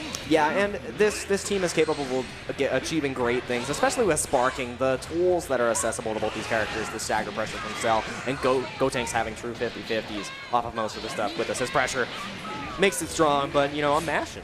Yeah, Got to press button. The big thing for Marine is that he's been. That's his online take. He talks about that all the time. He's like, yeah, I just walk on folks because they get so afraid, and then I 2H them. This Gotenks character brings out the worst in people. I don't know if I can condone this. He just moseys on. See, he's like, do something. It's my neutral zone. You can't touch me. And then he just gets them. It's so scary. Like, somebody just walks at you menacingly. That was good. That was a great DP punish, but he wasn't able to get the full confirm. If I were to say anything, that has been the big problem for Marine. He wasn't able to confirm these. Gotenks is a momentum character. He knocks you down. He puts the mix on. He hasn't been able to do that. All right, going for the level 1 and does not follow up. Understands that, oh, got the sparking anyways. I think that's why he didn't go for the hard knockdown there, too, because he knew he was going to spark and the health was going to come back anyways. Ooh, oof. You got to respect those. Yeah, it just goes for the easy. Oh, baby. 5S lockdown with the Gotenks assist. He's trying to burn through this sparking, but it's going to be pretty hard. Just trying to run the timeout here with this level 3. He's going to be able to get the knockdown and the mix afterwards. All right, and now this is do or die moment for Sailor Marine. He just what is this? Oh. This is the wrong game. You can't hit him with the shimmies. Shimmy pressure. We're trying to be Street Fighter 5 up in here. Let's go. First time we've seen the EX legs out in neutral like that, but he gets the 2H. He's got 6 bars to work with. Level 3? Yes, Level I completely 3. agree Almost with that. 6 bars. However, Gohan has a bunch of different options here as well. He has his DP. Obviously, he can still block. No meter for the level 3, but Marine has to have the presence of mind. He has to be aware that all those options are there, and the guard cancel not properly punished. Oh, he blocked it in the air. He didn't know what his options were, and he lets the 16 in big to let the adult Gohan recover health, but it's not even going to matter with the green bar. The green man is going to be able to take it. Finally, with the side switch to kill stage, showing his composure, showing that he has the tools, and that just intimidating mosey on over. Just makes people sweat. You never expect somebody to just walk up in your face, especially in Dragon Ball, full of super jumps, full screen, full of all these instant air dashes, and he just takes the slow road. It's actually one of the things I really like about the Echo Fox boys, DeKill Sage and Sonic Fox, is that they're best friends, right? Oh, yeah. And you see them support each other on the stage like that. We were watching Sonic Fox over here, yeah, and he hit him with the little walk forward, and my man popped off. So he was so pumped for his friend, and I was like, dude, that's what I like to see about this community. This is my favorite part. Oh, you know, just support your friends like that. I was up on my feet as soon as I saw that. I was like, he hit him with. Oh my God, unbelievable! Boom, got him. I was so excited. I was like, yeah. I don't blame you. I don't blame you. I mean, it's also really good, in my opinion, for you to get that in your first game. Yeah. So, like, if you have a first game, you have a life lead, you're feeling good, put some confidence in your play, right? Do something you normally wouldn't do, because if it works, you might be feeling good for the rest of the day. Oh, yeah, and, you know, getting off on that momentum, it's Dragon Ball. Right. Dragon Ball's a momentum-based game. If you win something like that, especially in that fashion, we're able to have fun, do the thing that really makes you feel like you're playing Dragon Ball. Yeah, no, I feel it. More power to him. Like, he's going to go into his next game feeling great. He's going to start walking on fools. No dashes for me. But we have our SoCal hero. Let's see if the consistency can stay versus Evo champion Sonic Fox. How do you think this is going to shake up? This is going to be pretty hard for Deadpool. Obviously, you know, Sonic Fox is Sonic Fox. He needs no introduction if you've been keeping up with the fighting game community. But I see him already tagging into the Nappa, so this is already an idea of how he wants to do this, right? He wants to put Deadpool in the mix. He wants to put the pressure up on him. However, that's a good way to do it. However, something that Sonic Fox may not know about Deadpool is that he plays against, I would say, the first or second best Nappa in SoCal that we have, and that is in the form of Kuba. So typically, when you wouldn't have matchup experience here, Deadpool has it on deck, and the Nappa is eliminated immediately. You gotta reset. He tried to make the Nappa work. He wasn't able to play it. And that's one of the problems that still exists with Nappa, right? The neutral's pretty rough. Oh, yeah. And so if you're not able to, you know, play around that, you see the struggle right there. Obviously, Cell, just so good in the neutral, showed him off. But, man, Dadpool is showing himself off. Start off with the nice lead. He has the blessed super dash. Put him back into the corner. No, the Dragon Rush read wasn't there. And no, the third! Wasn't able to confirm off it, and then the tables are turned. All right, he has to reel it back in because now the neutral is reset. Sonic Fox is slowing the match down. Sparking is still on his side. Dadpool has to be able to block this mix-up, or it's going to be... Oh, he just... My man just swung? He's just swinging. He just swung? Dadpool is feeling himself right now. All right. I'm for it. I'm for it. Feel yourself.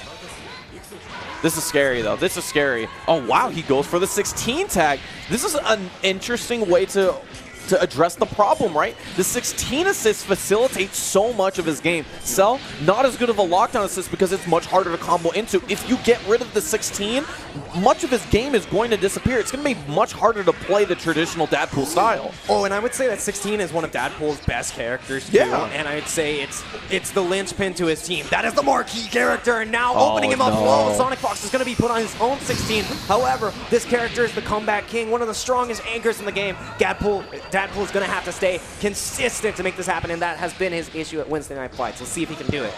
3-1. I mean, the bet that Sonic Fox took on Nappa didn't work out, and this is the situation he's put in because of it. However, 16's pretty low on the health, right? You got to consider how many combos it takes to get rid of a character. As long as Dadpool's playing good neutral and he keeps the Gotenks in there, he has a good chance. And now he's getting opened up once again. Not going to have the meter for the level 3 knockdown, so you have to just deal with the soft one. Dadpool... Oh, no, gets caught in the double jump. Very nice. And that should be a dead character. Now, Sonic Fox making a case for this comeback. Still has sparking. He hasn't taken a hit. He has not taken a hit on this character. You have to reel it back in, Dadpool. And Sonic Fox has other ideas. He's the fish on the hook, and he's trying to pull you into the deep. This is one of the things I'm scared about right now. He still has sparking. Oh, yes. He still has sparking. This man has made 1 or 2 comebacks before. Maybe not with this character, but he has made it 1 or 2 times before. I am worried about that sparking. And that's what I'm talking about before. Look at this 16 health bar. It's 1 combo away, and Dadpool sparks. He wants to keep this 2v1. That is his best chance at making sure that he takes this game. Okay, and he got the sparking from Fox there right now. This is going to be important that he blocks all of this, but no, gets caught by the fake stuff. Oh my god, the combo. He goes for the reset here. The chase down after the empty vanish. Okay, this is going to burn out a lot of the time of sparking on Sonic Fox. However, it is a level 3 sparking, so he's going to have it left here. Some of this health is going to be regen, but the mix-up is going to spell the story out. Let's see what happens, and no, the mix isn't there. But he gets him the meaning shield! It's not going to kill. It's not going to kill. He's just going to burn out the rest. Takes the hit. He's not going to be able to kill, but he has 4 bars. I think he goes in for the level 3 with Android 16. Is that going to be it? No, he dropped it! That's all the meter! That's all the meter he has. He's able to get the hit, but wasn't able to get the confirm. No meter on his side. He needs to be able to clutch this out. There's no more sparking.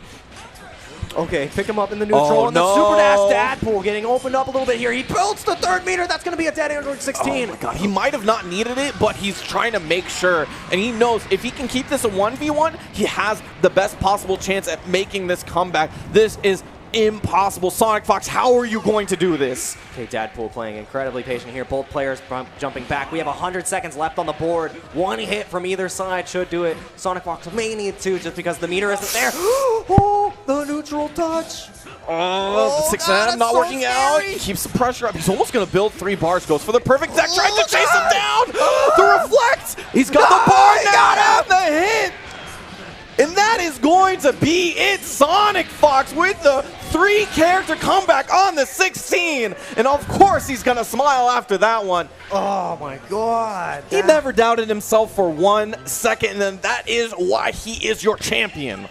That was crazy. That was crazy. It's hard to come back from a match like that as Dadpool and Sonic Fox starting on the opposite foot this time, getting the momentum. And it's Bardock's time to put you in the corner. Nappa may have not done the job, but let's see if the Unga Bunga boy can make it happen. Ooh.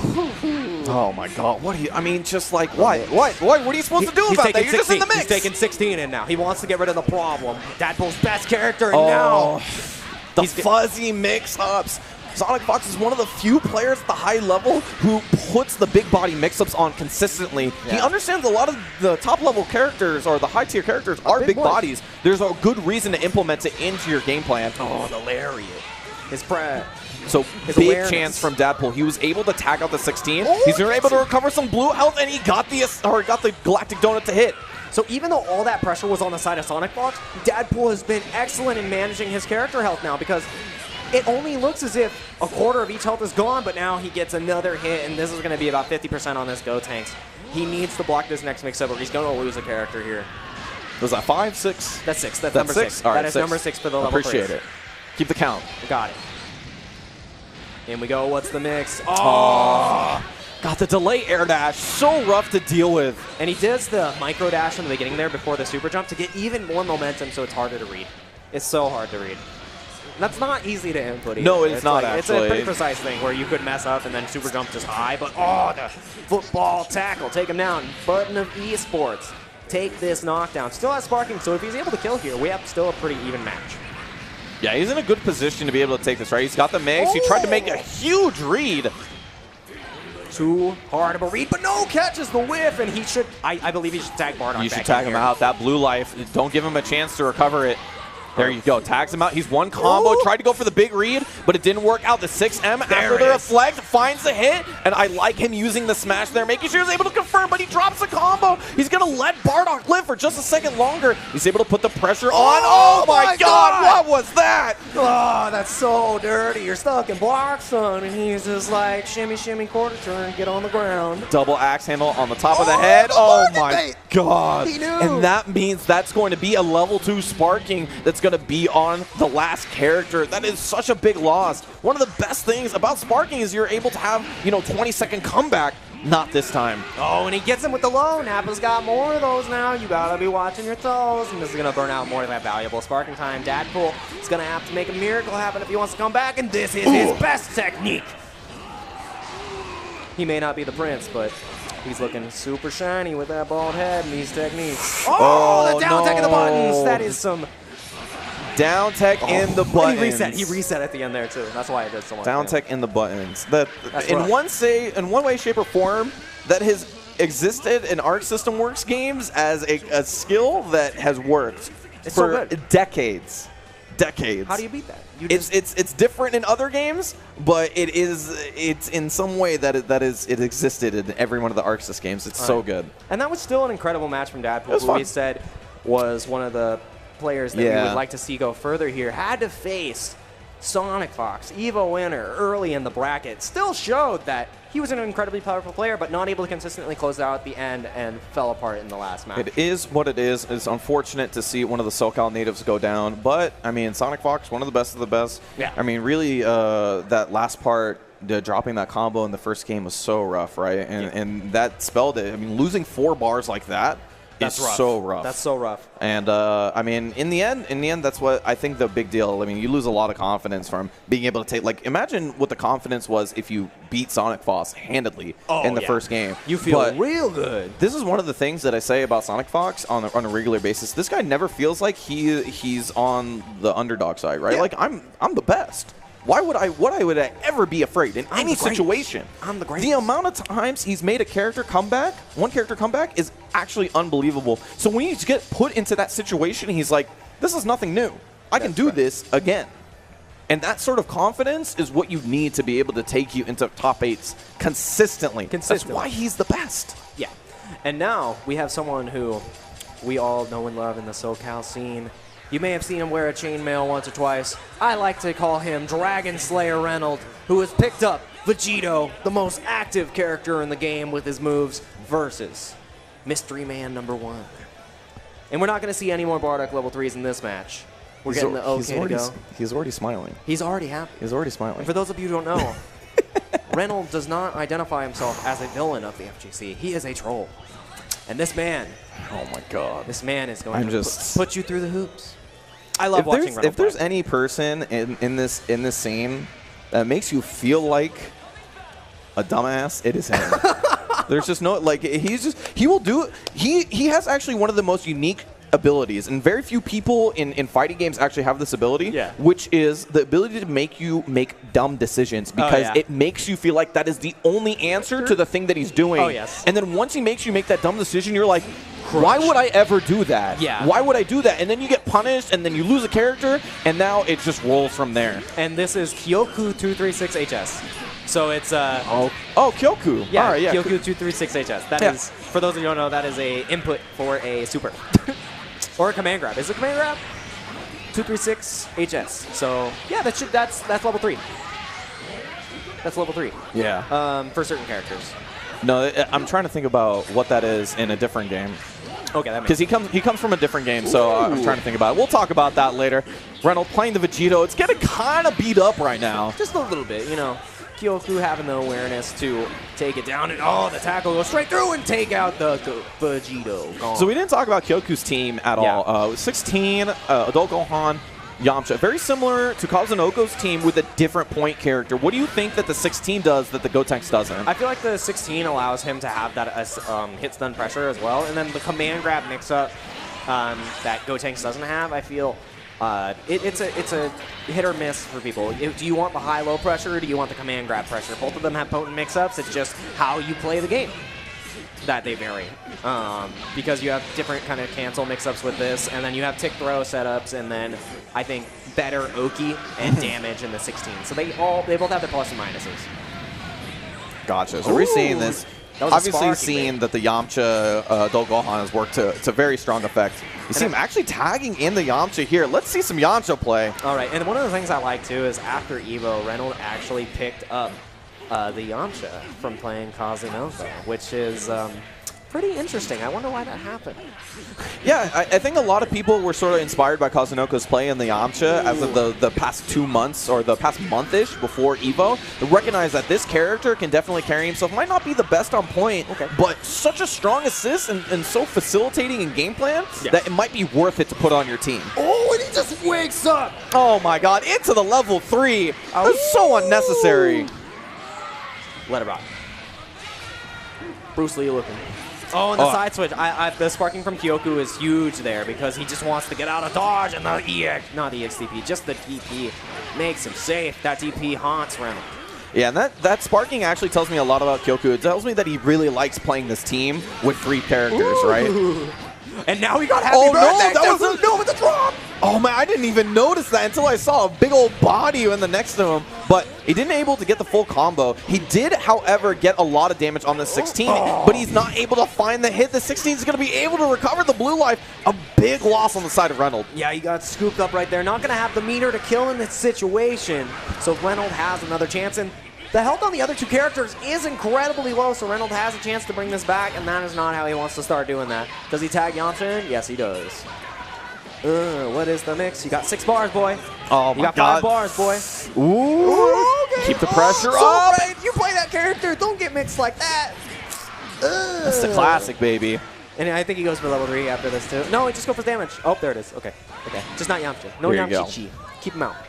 I like this because you're able to get the mix-up off the Gotenks assist, right? Which you wouldn't be able to get with the Yamcha. Yeah. It doesn't do as much damage, and that kind of sucks. That opened me up. That kind of sucks. But that's the reason why he went for that Gotenks level 3 is the mix-up. The potential damage after the level 3, it's much greater than the potential damage you would have gotten if you used the Yamcha level 3. And then the Oki that you get from the Gotenks, too, I think is a lot better than the Yamcha. Oh my! Call out the EX!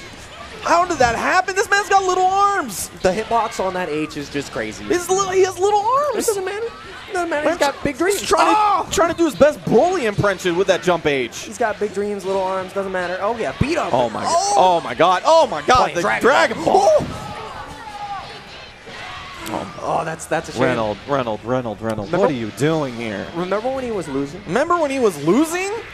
I don't. He was winning all along. It was actually just a It was actually a bar. He put him right exactly where he wanted him. Okay, Vanna. Yeah, it was his plan all along.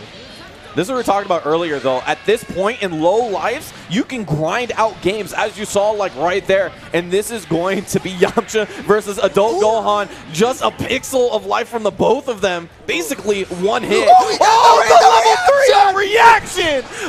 Get out of here! Are you serious? Get out of here! Reynolds! Oh my god! Woo! I love this man. I love watching this man. Masenko! Get out of here! He knew he had the idea from the get-go. I got 3 bars. Oh, you better not do it. You better not do it. Masenko, vanish? Of course you're going to do it. And that is the mark of a veteran FGC player. I've got whip punishes, boy, and I'm playing the character to do it. It's Reynolds' turn to play. That hurts. This is why Reynolds is one of the scariest players to play against. He might not get top 8 at events, but if you see him play, you're just frightened. Who would else think about that moment right then and there? That is such a tense moment. My man, cool, calm, and collected. Evil champion. You don't think he's been in this moment before? This man doesn't feel pressure. This man thrives in adversity. Oh, nice what CP. a combo. That was sick. That was sick. The confirm. Get rid of this. Boom. Oof. I like the tech forward, too. Trying to get out of the corner a little bit. Understanding that he was still going to be in meter pressure, though. And one thing you can't do against this Vegito in the neutral, too. Oh, he just gave it a key blast. And he waited. He baited it out. Condition. The only option is the stupid one. I have to go for it. As you said, you got to make the wrong decision. That's what I'm telling you, man. He makes you feel like the right decision is the dumb one, and then he punishes you for it. And that should be up. Chuck him. Dunk him. Ugh. Man, I love that. It's such a cool super, right? Just kaboom. I am all for watching some Vegito. Oh, this guy is a man. Feeling them buttons. Oh, no, but the missed input. I feel like he was trying to dash forward there, and he got the, I believe it's a 3H. Feels bad. I get that sometimes when I play a dog on. It hurts. Oh, catch him in the whip punish. Nice, and he starts with a 2M. This is going to hurt. No, goes for a smaller combo and actually drops it on top of that EXDP. Get him off me. No fear. Oh, and the side switch. I told you play this character. You got to watch your back. 2H, all right. All right, getting a little too ham. You got to calm it down a bit. Get the momentum back. Get the momentum. Nice punish on the reflect. Get rid of Yamchichi. The empty IED to bait the reflect, and then one more to get the punish. Very smart Koku, staying calm in this situation. He's knowing his offensive options and also making good reads on Reynolds. It always feels bad when you pop out that reflect and you're like, yeah, he's been doing this. I'm going to go for it. And then they open you up. But Reynolds strikes right back. He should. He's not going to be able to kill here. I feel like he can get a super dash after this, I think.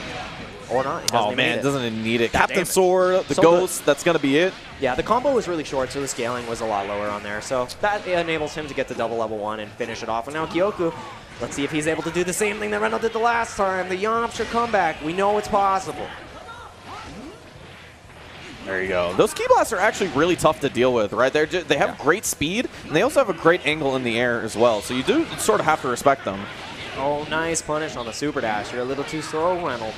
They are just key blasts, though. You got a lot to work with here. Oh, that crossed up! That's so dirty. Why? The blessed super dash. The blessed super dash. He goes for the tag, Oki, because he picks up a combo right after. What was that? Oh, he's still going! Yes.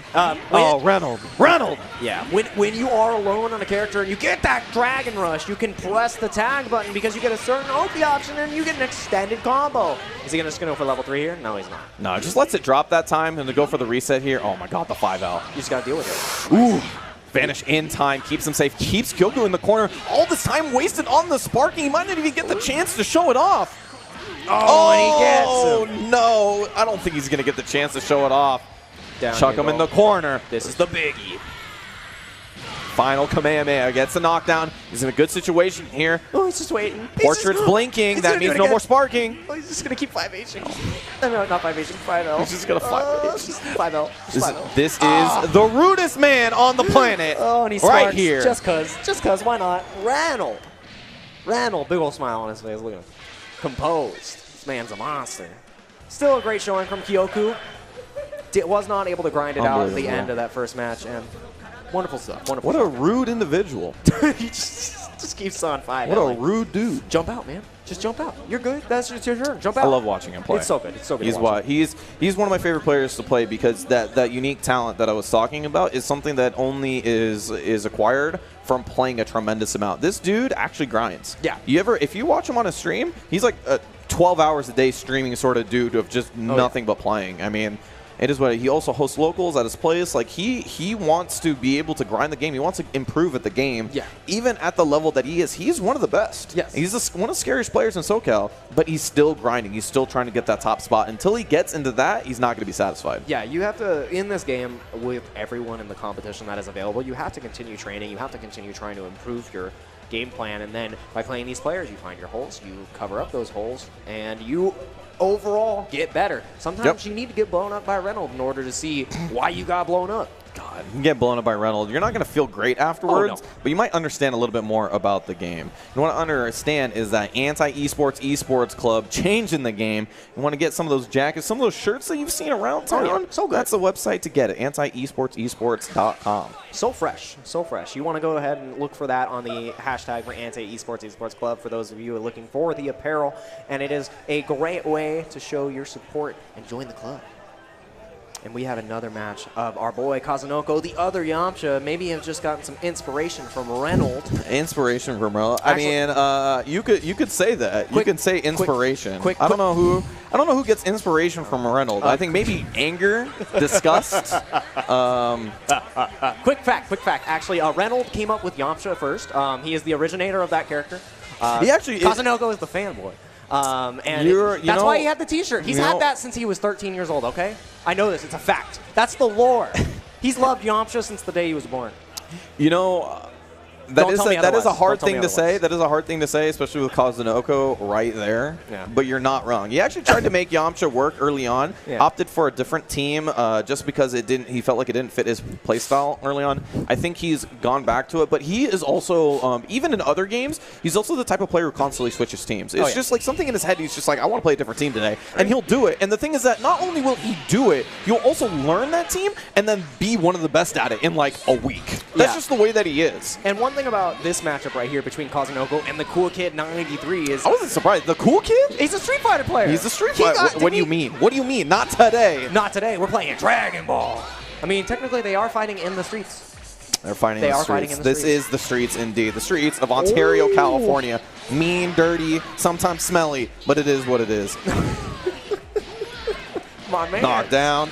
My man's. Oh, okay. Going for the setup. Throw the ghost up. All green bars there. He's just reflecting. He's just reflecting with the ghost there. This monster. The ghost. And nice tech on the side of the Cool Kid. Ooh. See, he knows how to tech throws. He's been doing that all day. Oh, no. But you can't block that. You can only block for so... I mean, there was the ghost there as well. I mean, he had the mix-ups, the assists. It's just going to keep going and going. But we do got the second Broly of the day so far. We're only in our first couple hours up SCR. We already got 2 Brolys.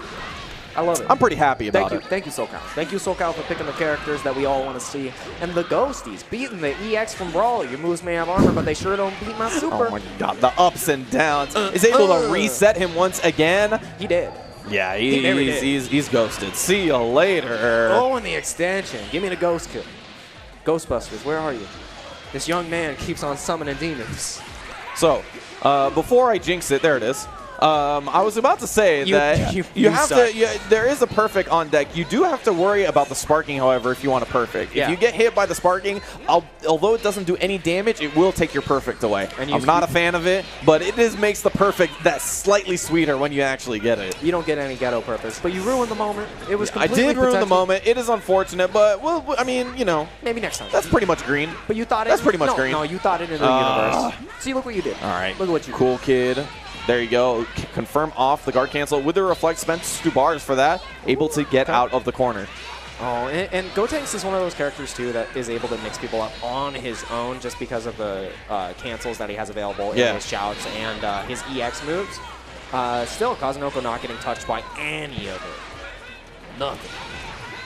Ooh, okay. Oh my God, Yamcha assist pressure so good for this character. He's blocking like a madman right now. My God, Cool Kid. Compose. Ooh, the bait on the 2M. Wasn't able to get the punish. One more 2M is going to do the trick. Drop kick and then the full combo. And there's 7 meter on his side, too. So, like, potentially could do it. Oh, that was trying to be a sparking bait. Yeah. Did his best. The sparking on Kazunoko. He understands that Kuki has not only spent his sparking, but he's also on the last character. So his best chance, make sure this is a 3v1 and play good neutral. As he gets scooped up by the screen. There we go. Oh, goes for the shout cancel. Trying to go for the cheeky mix-up. Yeah, he understood that he wasn't going to kill the level 3. And probably wasn't going to kill the mix-up afterwards. So basically, just tried his best to go for the reset. Oh, we're just throwing Yakuza on the screen! You gotta watch your feet, sir. Oh, and the Yamcha assist scoops him up. Cool Kid gonna be taken down on the first round. He might not be the first Yamcha, but he's definitely the best at using that assist. That's true. Tremendous. Tremendous the way that he uses it. That is true. Fact. These are the facts. You cannot dispute them. Also, the facts. First game goes to Kazunoko. Looking really good there. Now we were going straight esports ecosystems own, just picked up for this tournament, able to come out for not only this game but for others as well. So great to see him out here. Trying to get him with a 1-inch punch, but Kazunoko just running away. No command grabs for you. You did not get to hit me with that shenanigans. Got the super jump in, so he has the option of going for normal Oki in the corner, or he can fall back and just goes for the normal knockdown because he did not reach the corner.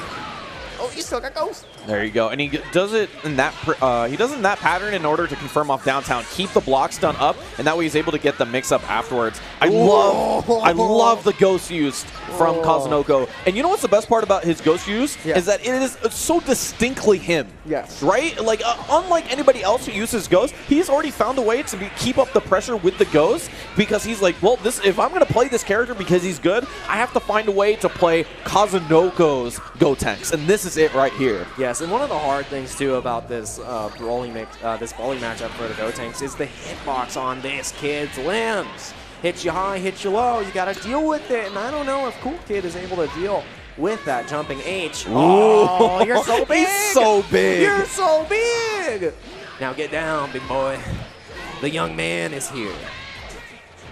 And I like that too. Give me the level up. Give me perfect slight optimization there. You go to level up with the Gohan. Obviously gives you much better moves to work with. Ooh, just pick up on what the Yamcha says. You got to Oh no, this Gohan damage. Down 7 bars. Deal with my... Man, doesn't even go for the whole shebang. Just goes for the level 3. He knows it's not going to kill anyway. You got a spark. You got a spark, boy. Oh, and he doesn't even get the opportunity. Kazunoko just chases you down. You are never out of it.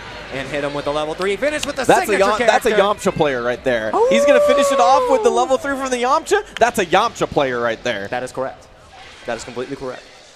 Well done to Kazunoko. Like Reynolds once did. That is correct. Exactly. Exactly. But love it.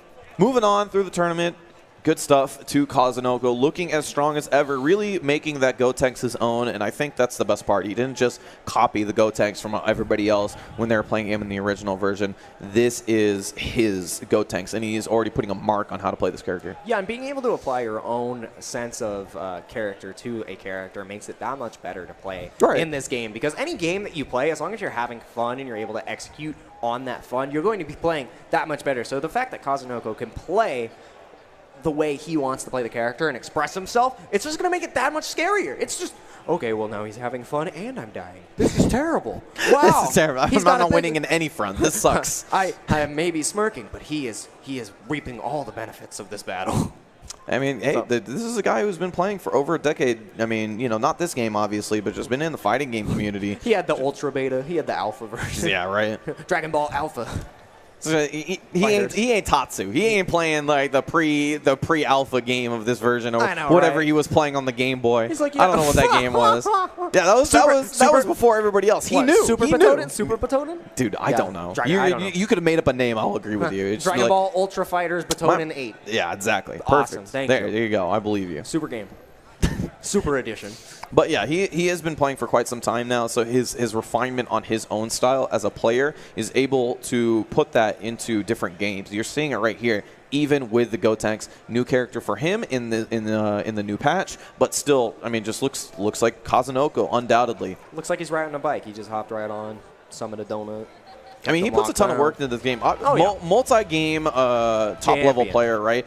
Pretty much every game that he's entered in through this weekend, he has a contention to get top 8. Yeah. That's the level of player that he is. It is unbelievable to say that he is a top 8 player at like multiple games when he plays so many different games. Oh, yeah. And the thing is that none of his...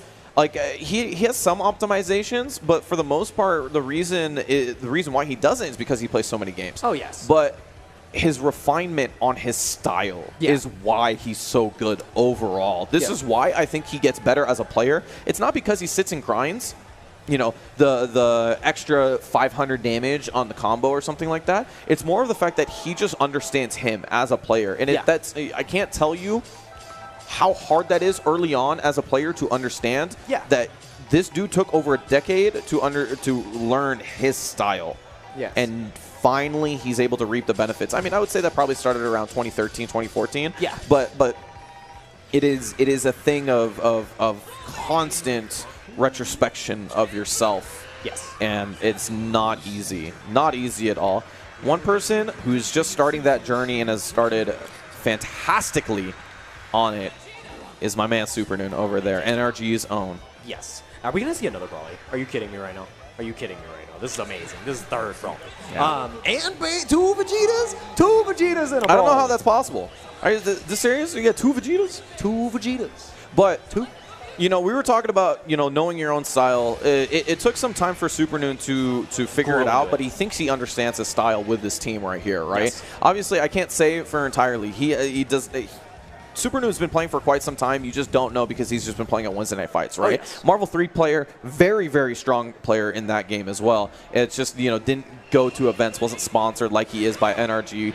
And now that he is an NRG player, he's able to show off his game at full effects, right? Oh, and this is Bro, another top player that is uncommonly known in the scene playing this unorthodox team. Two Vegetas in a Brawly. I want to see how he's able to shape up against Supernoon, and Supernoon has already popped the sparking, does not want to set before. Typically, players will have a hard time with this character because he is a menace on the screen, largest character in the game right now. And it's just hard to deal with this beefy boy, and just grabs you. Scoop-a-doop. Wasn't able to, drops a combo though, just to use that jump H to get in. Yeah, I think Brawly's a double dipper. He goes for the a little bit. Oh my god, already? Already? What are we in? What does that timer look like? 62 seconds? And he just goes for it. 38 seconds in there? We're going to start off like that? Yeah, we are sending a message. But look at all that blue health. If he's able to get out, no! Gets sent to the sky. He's not going to be able to kill here, and that blue bar is going to tick down.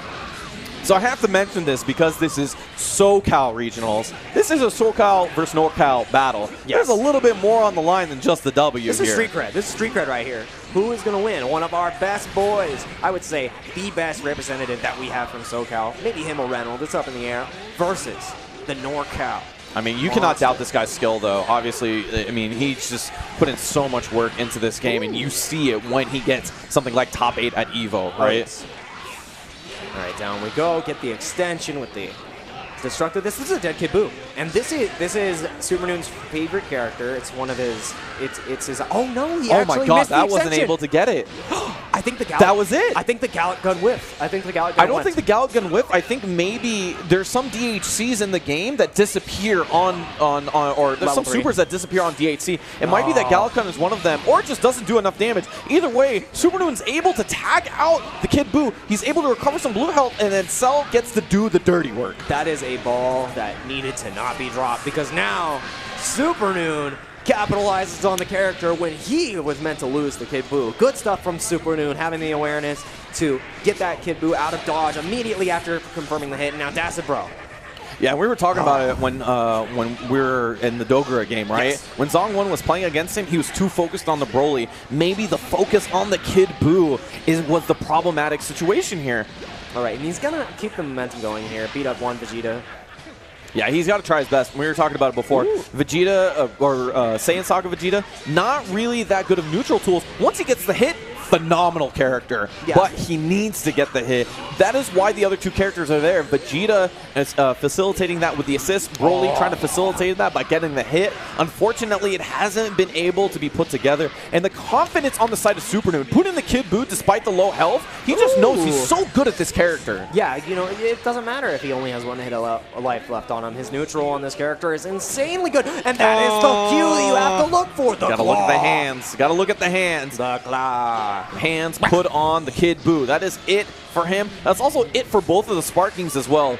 Bro, just about combos left on the side of Broly. So this is a tense situation for him, but able to find the jump H. The grippers. His big old claws. He's going to get you. Stomp him on the floor. Goes for the pocket. Still gets him to hit. And as Yohozi would call, that was the forbidden starter, the second hit of the auto combo, and Bro takes Supernoon down to his Super Saiyan Vegeta. However, we have seen him come back on this character more times than I could count. Bardock level 3s.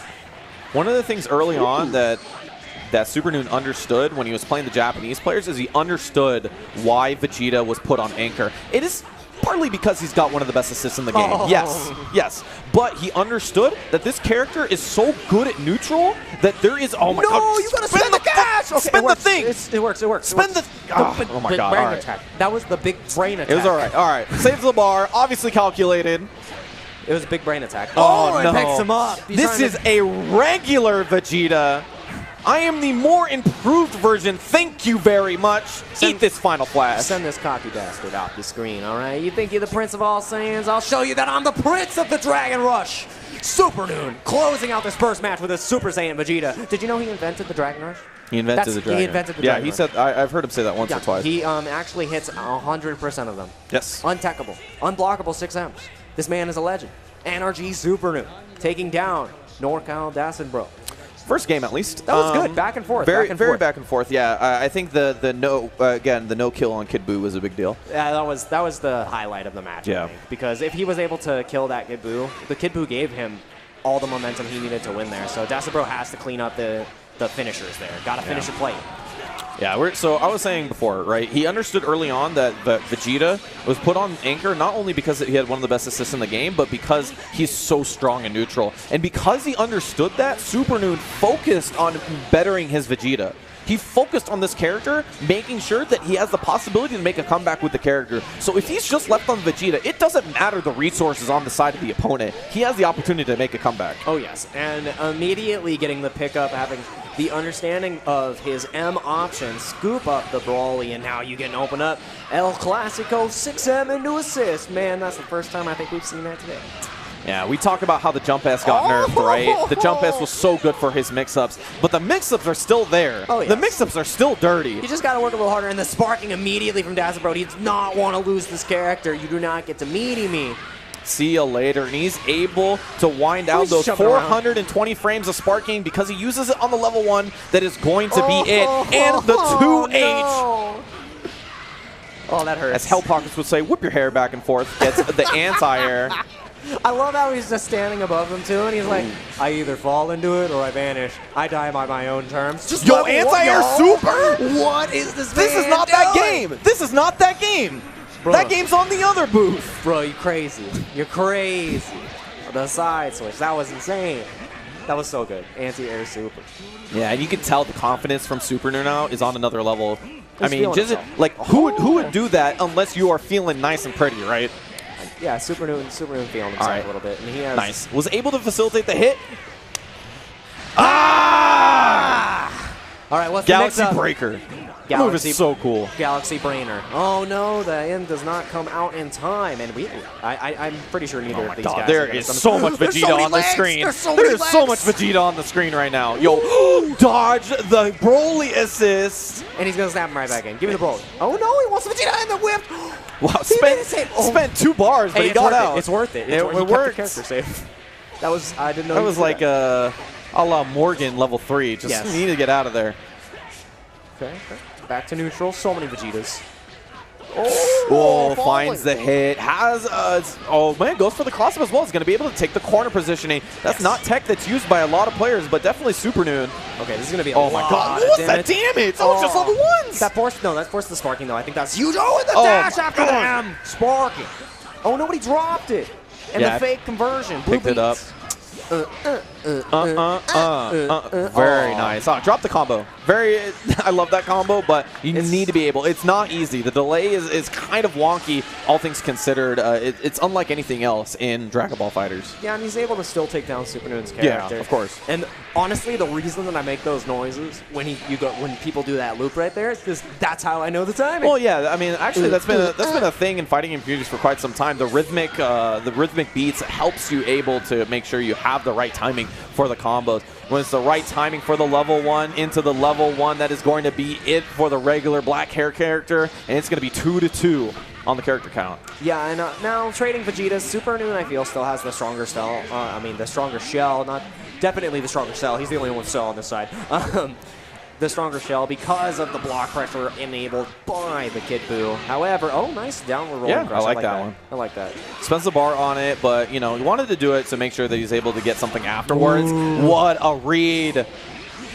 Perfect attack, and that's a dead Yeah, roll. that is donezo. And that is going to be very little life on the side of the Super Saiyan Vegeta. That's basically one combo if he gets a good hit. Oh, yeah. If he gets a perfect attack starter, that light starter, he's going to get the Vanish extension here. He may not be able to kill, though. Yeah, he has to spend that Vanish early. That's going to truncate a lot of the meter gain for the side of Super Noon. But Dastardbro does have 4 bars. That's a couple of EX dive kicks. And he's... Okay.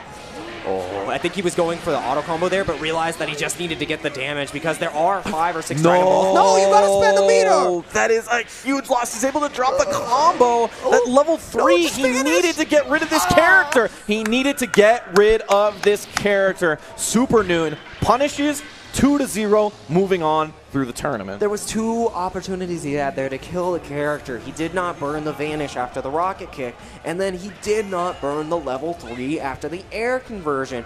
Both of those missed opportunities spell in the end of him, spell the end of those matches there, because that could have been the comeback. That could have been the situation. Yeah, that could have been it. But you know what? That's going to be it for this first block of polls. We're going to get you some new players in just a second. Some more Dragon Ball FighterZ action. Make sure you don't go away. We're going to be right back. SCR 2018. Some more Dragon Ball FighterZ action coming your way. Thank you, guys.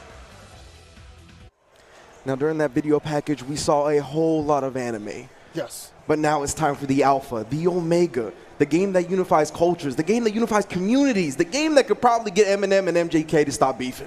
Cool, I don't know about that. Dragon Ball FighterZ. I'm Ringe. This is Shy Guy. What's up, everybody? Ooh, and we got some more pools coming hot at you. And we started the match off with Ponos Moke. I mean, dude, just look at it right now. We're going to the second half of the day. We have heavy hitters already waiting in the bracket in the top 32. We have Sonic Fox, The Kill Sage, Reynolds, Super Noon, Kazunoko, just to name a few. Oh, yes. And all these people are looking to continue on and continue filling out that heavy bracket. We have a lot of heavy hitters already waiting to make it into there. So it's going to be very interesting to see how the second half of the pools goes today. Absolutely. We still got Cloud on deck, Nakiel on deck, names upon names, Breaker, Dave, Toki in the same pool nonetheless.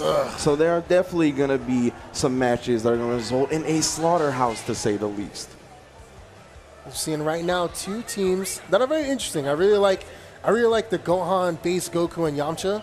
That looks like it's I'm really excited. It looks like really good team synergy there. I mean, obviously, Gohan being super aggressive, Goku can be a late gamer, and obviously, like, Yamcha is too good. And of course, Kid Buu, Bardock, and Trunks. I mean, what's there not to say? Trunks got some buffs in the last patch. Bardock is always good. Kid Buu got a little bit of a nerf, but people are still finding ways to make him a boss. Indeed, indeed. We've seen more character variety coming with this latest patch. And yeah, you mentioned the first team, right? That Gohan paired with the base Goku. I have my ear to the streets, and I feel like that's been coming up a lot more lately. Of course, Nakiel runs that. I believe Cloud's been running that as well. So there's definitely a shell that's on the rise. So right now, both players are getting ready. Moke versus Strockerman. Indeed, Strockerman. Already trying to lock him down. Ooh, traditional Kid Buu pressure hits him with the late overheads. You got to block high for a long time, my man. Smash knockdown in the corner now. Ooh, word, just the IAD in the front. No Bardock assist call needed. Got a whole lot of meter on deck, 3 bars. Both assists available for the next setup, though. Oh, yes, I love that. The Trunks into the arm ball. You ain't going nowhere. No, talk about being in jail. Like, that is disgusting. I mean, Gohan didn't even get to do anything. Got a couple of hits, and that's one of your biggest pressure cookers in his team. And now Goku, too. Yeah, but he's going to get the smash knockdown here with the spin mixer. We got the level 3 on deck, of course. 50-something during Evo Grand Finals, something like that? Yeah, it's not Dragon Ball FighterZ without the Bardock level 3. Yeah, ooh, yeah, but you can see Bardocks are still, a little funky when it comes to after the level 3 knockdown now. They still don't have all the Oki prepared as they shield. Smoke is going to pick up Goku after pressing some buttons. Get the mixer, gets a hard knockdown. Oh, yeah, Saiyan Spirit into the Riot Javelin. Give me the Kid Buu. Oh, no, not even burning attack. Oh, all right, finish it off with the Kid Buu. Make sure he's back on point. Backed by 2 very powerful assists. The Trunks Change the Future and the Bardock. Man, down to just Yamcha. He's got a sparking, but he's still going to have to put in a lot of work. Yeah, it's very hard. Yamcha usually, at least for the most part, known for his assists. But we've seen some good Yamcha so far.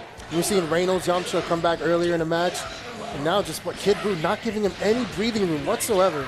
Yeah, he's got some shenanigans on point, you know what I mean? But even with the buff to Spirit Ball, the level 1 super damage, he still needs way too many hits to make proper comebacks. And Moke just putting the birdie attack on the screen for some salt in the wound. That's 1-0.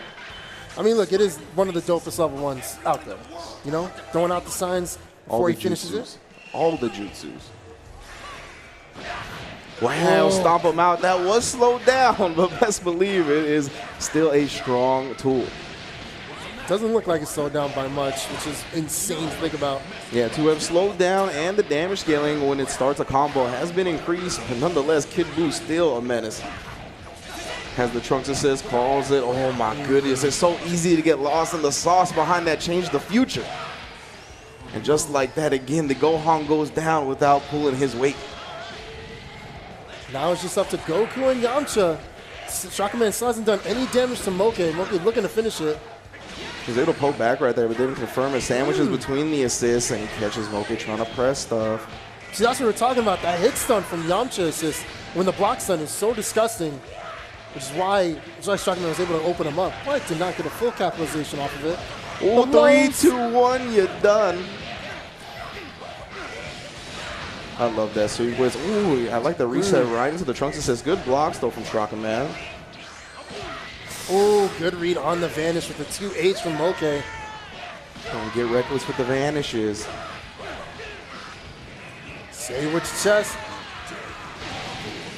Javelin, that's going to be enough to end it. Finally, Kid Buu takes a break as Yamcha, Shakaman's last character. Just like that, my man Bardock going back to work, 9 to 5, providing for the family. Let's get that spinning mixer level 3. Gotta change the lore real quick. So what's the mix gonna be? What? Looks like he didn't actually get the up forward. He just got neutral jump. I'm pretty sure he wanted up forward there. Spark up. Oh, no. Drops it. Shakaman not able to capitalize off of these hits. Yo came down with the second hit of that air medium. Oh no, doesn't whiff punish. The spirit of Kazunoko. There he goes, gonna pick up Yamcha. Eat a lot of clock here. And 4 bars on deck, and he knows even if he spins all 4, he's not gonna kill. So he just goes into the Oki situation, the optimal one. Oh, he tried the delayed air dash. Got hit by the H spinning mixer from Yamcha. And gets picked up again. Sparking starting to run out. Ooh, but Moke drops it. Yeah, I tried to extend with the Trunks assist there. Seemed to be off a bit. Spirit Ball, no, he actually doesn't juggle it correctly, but it gets a reset. And just like that, Moke takes it over Shakaman. Very strong way to kick off pools. Second half. Yeah, Moke, of course, one of the most consistent Dragon Ball FighterZ players in the world, consistently getting top 8 in almost every tournament he goes to. Once he gets there, the results have been a little shaky, but we saw at EVO, he was able to overcome Super Noon in losers bracket, able to get, I believe, 5th or 4th place. I think 4th place, actually. So, yeah, so definitely been on the consistent grind when it comes to Dragon Ball FighterZ. We're going to be looking forward to him playing later as well, I'm sure. Yeah, of course. I mean, you already saw how strong his team was. I mean, you have a scary team. He's playing against a scary team of Gohan and Yamcha assist. Like, that alone, like, very scary tools that Shakaman has, and Moke gave him absolutely no opportunity to use any of it. So, I mean, just the oppression. I mean, look, you get that from Bardock, you get that from Kid Buu. As long as you don't let anybody play their game, you have a really good chance of winning. I don't mean to laugh, but it's to hide the tears, because Gohan's my favorite character, and he didn't get to play at all that last game. No, he didn't. So, you know, it'd be like that. But luckily for me, we have another adult Gohan coming to the stage now in Panda Global's Nakiel. Yes, coming all the way from the north. Yes. To SoCal. From PNW. After a very strong showing in France. Yes, yes, absolutely. Top 8. Another very consistent player. I think when this man is on, everybody got to watch out. Yeah. Straight up.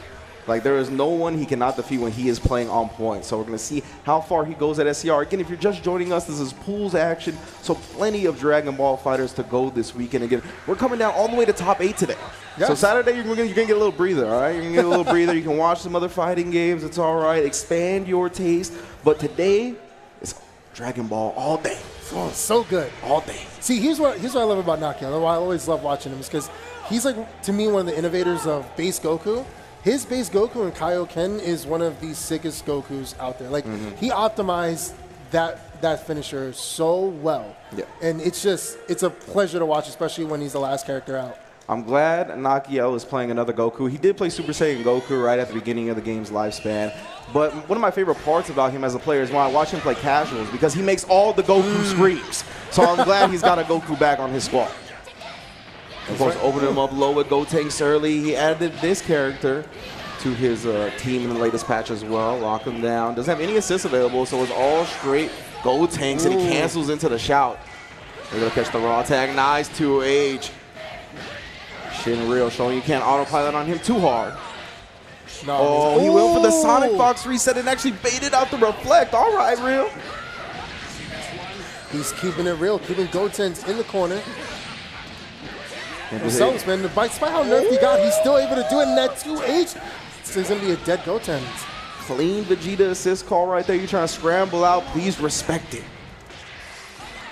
Now we got the Gohan on deck. Ooh, talk to the hand. Get the assist out of here. Didn't want to deal with that Vegeta, but you got to watch the shoes, man. Just goes for the level 3, wants the hard knockdown. Level 3 on deck. Oh, waking up with the DP. He had the Goku assist. That was too sick. Gonna be able to get the corner now because of it. Spark up, and he DP through it. Yo, why did you know? That was disgusting. That's one way to bait out the sparking. Yeah, EX. Yeah, we're going to see a sparking on the defensive now from Nakia. Wants to keep both characters alive, wants to make sure of it. Get that Vegeta says out of here, and then the DP again. Invo City, get out of here. Give me that Vegito back. I mean, Nakiel's scariest character by all means. Go on playing him since day one. All this pressure on Vegito. Blocks Just the locking fast him. fall, though. Delayed on the legs. Real. Oh, finds a 2H. Ryan was playing nice and patient. He's looking good. He's going to use the Vanish, throw him back into the corner. Vegito stuff. Oh, he got the counter hit. I'm not sure if Nakia tried to wake up with the DP again. Either way, it'd be whatever option he was looking for. Super has the Vegeta assist. He's going to double up. No, he drops it. The 2H, what a read on the Goku switch in. He's been scouting them all day with the 2H. He's going to take that blue life back as well. Tries to get the air throw. That big 5L. Going to put him in the block string. Tries to crush the low with the 2L. Not going to happen. Another DP lands. When in doubt, man, just DP out. Now here comes Cell. Oh, he blocks the instant overhead. Real's defense is so good right now. Oh, and then he baits up the DP that time, but we safe. You already know.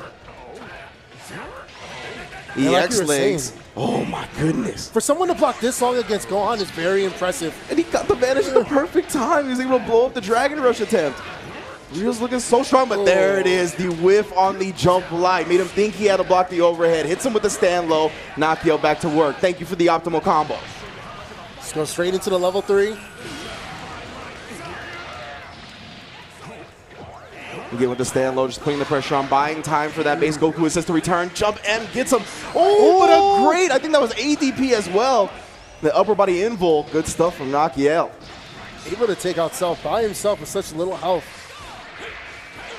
Now here comes Vegito. Oh, Lion and Wade Real has been about that life all game. Oh, and Ooh, it then just the H yanks him. grab. Let's go. Nakiel Oh, down that to the was dirty. Goku, but this is the protagonist. This is the main character. Best believe you gotta watch yourself. I mean, with 4 bars to play with, you know Kaioken's going to come. He's going to do a lot of damage here. That block string pressure Ooh. from Vegito is obnoxious, but he finds the hit. Oh, we got optimal stuff. That's what I'm talking about. Loops in the corner here. But again, one of the weaknesses of base Goku, right? I don't know if he really has any common ways to go into level 3 by himself besides a fully charged Spirit Ball. It's a Kamehameha, the finisher. Oh, look at all that damage. Oh, he's trying to go with the Ooh. 2 S's. Oh, guard cancel. I don't think it does lethal damage. I could be wrong. Oh, the big jump Ooh. medium and Nakiel. He's evening this up real quick, and of course, a tale as old as time itself. Goku versus Vegeta. Now Vegeta does have full health and meter advantage right now. But one hit, as we saw, Nakiel could do a lot of hurting. And one thing he also has on the side is those invul DPs, right? We saw Nakiel use them to great success, but Real's 2Hs have been so consistent. Oh, I thought he was going for optimal damage, but he might have done the 2H a little too early. But either way, he cleans it up and takes the first game. Yeah, very surprised he saved the meter there. Still ended up working out for him. Real obviously was being a little conservative towards the end. Didn't want to fall for anything because, as you saw, you give Nakia a Lynch, she takes a mile. Yeah, I think the 2H, you might just press it a little bit too early. Ooh, all right. That's one of the whack things about the 5L, right? It's a very strong tool for Vegito, but it is a commitment. You saw that there. Nakia was able to whiff punish it once he got to the other side. With the go setup. Yeah, the super dash follow up. Man, Real's defense has been super impressive. He's going to have to deal with 2 assist calls, though. Whoa, did you see that? H-Blade. Oh, my goodness, blocking the low again. Finds the vanish out as well. Man, Real's defense. It's insane. Any normal man would got mixed up by that. Oh, all right, there we go. Nakia with the proper poke back. Not going to quite build to 3 meters. Put the ghost out. We got the level up. No, he's just going to keep Gotenks in. Yeah, hasn't really suffered any damage. Both assists still available as well. He has him in the corner. You know the assists are coming. Yep. Got to deal with this mix-up. Big jump H. Put him in the blocks. On the auto combo mix-up blocks, but he gets the Dragon Rush. And that's going to be the end of Vegito. Now it's just up to Cell and Vegeta, which you've seen time and time again in Dragon Ball FighterZ.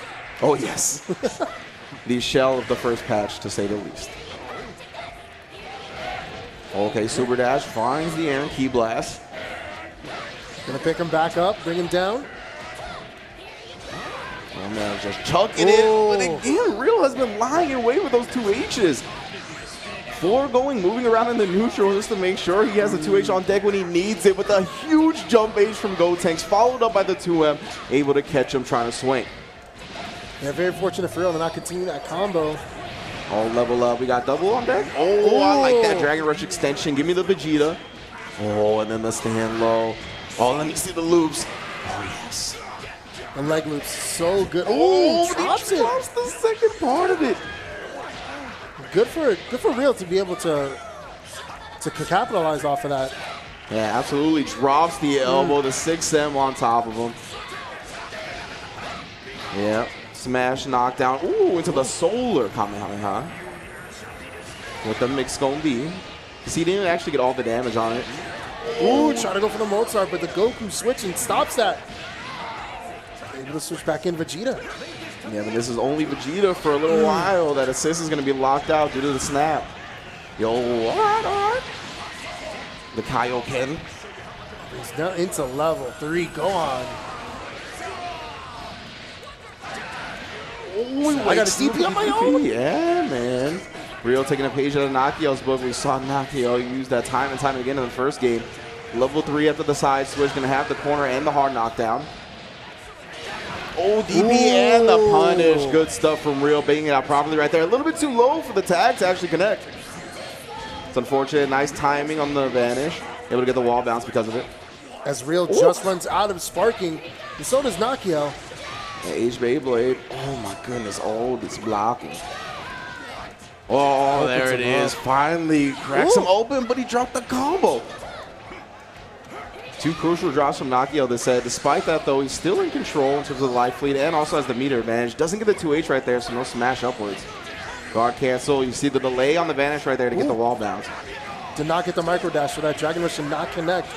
Oh, just a straight 2M. That's a good button. Super Saiyan Goku has it as well. And now he just Cell. Can Nakia tie it up, or Real be able to come back? It would be a nice. Great comeback, too. No sparking. Oh, he got level 2. Oh, he tried to throw it out.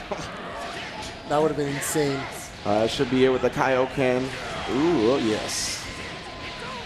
Oh, I love the, yeah. That only happens if it KOs. Or if it kills the character, excuse me. That's so tight.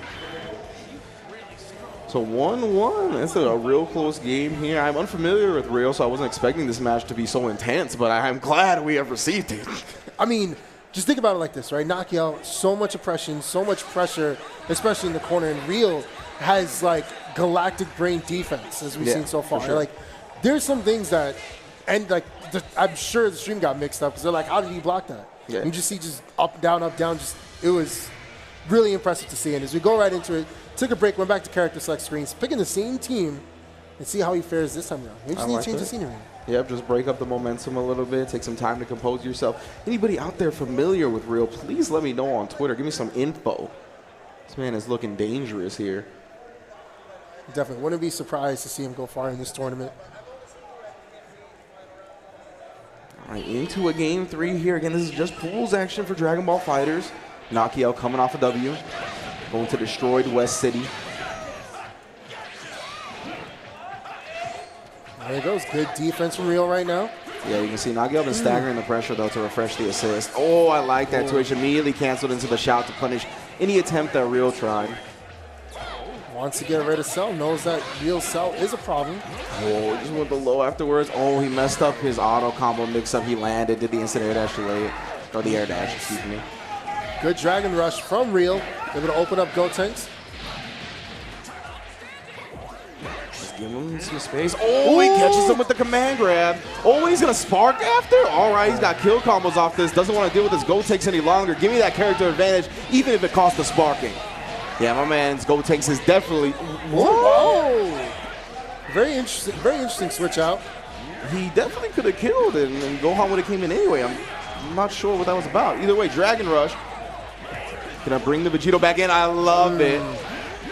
Fast fall after making you block one normal in the air. You're so used to blocking multiple that it's just not a mix-up one is familiar with. Oh, it just opens up Vegito again. Like Real wasn't expecting it. Yeah, one more level up. And just like that, Real was looking so commanding. Gotenks was almost gone, and then Gohan just comes in, obliterates Vegito. And now that Gotenks assist, which he did not want to deal with, is opening up Cell. Still sitting with 7 bar. And Gohan still strong against Cell, can take advantage of his height fairly easily. The H leg still good. He has instant overhead setups, catches him with a delayed jump. It's like Nakiel when Ultra Instinct will go on. It is the damage output right now, and just the reads from Nakiel is insane. Tries to catch him, but no. Good defense from Real.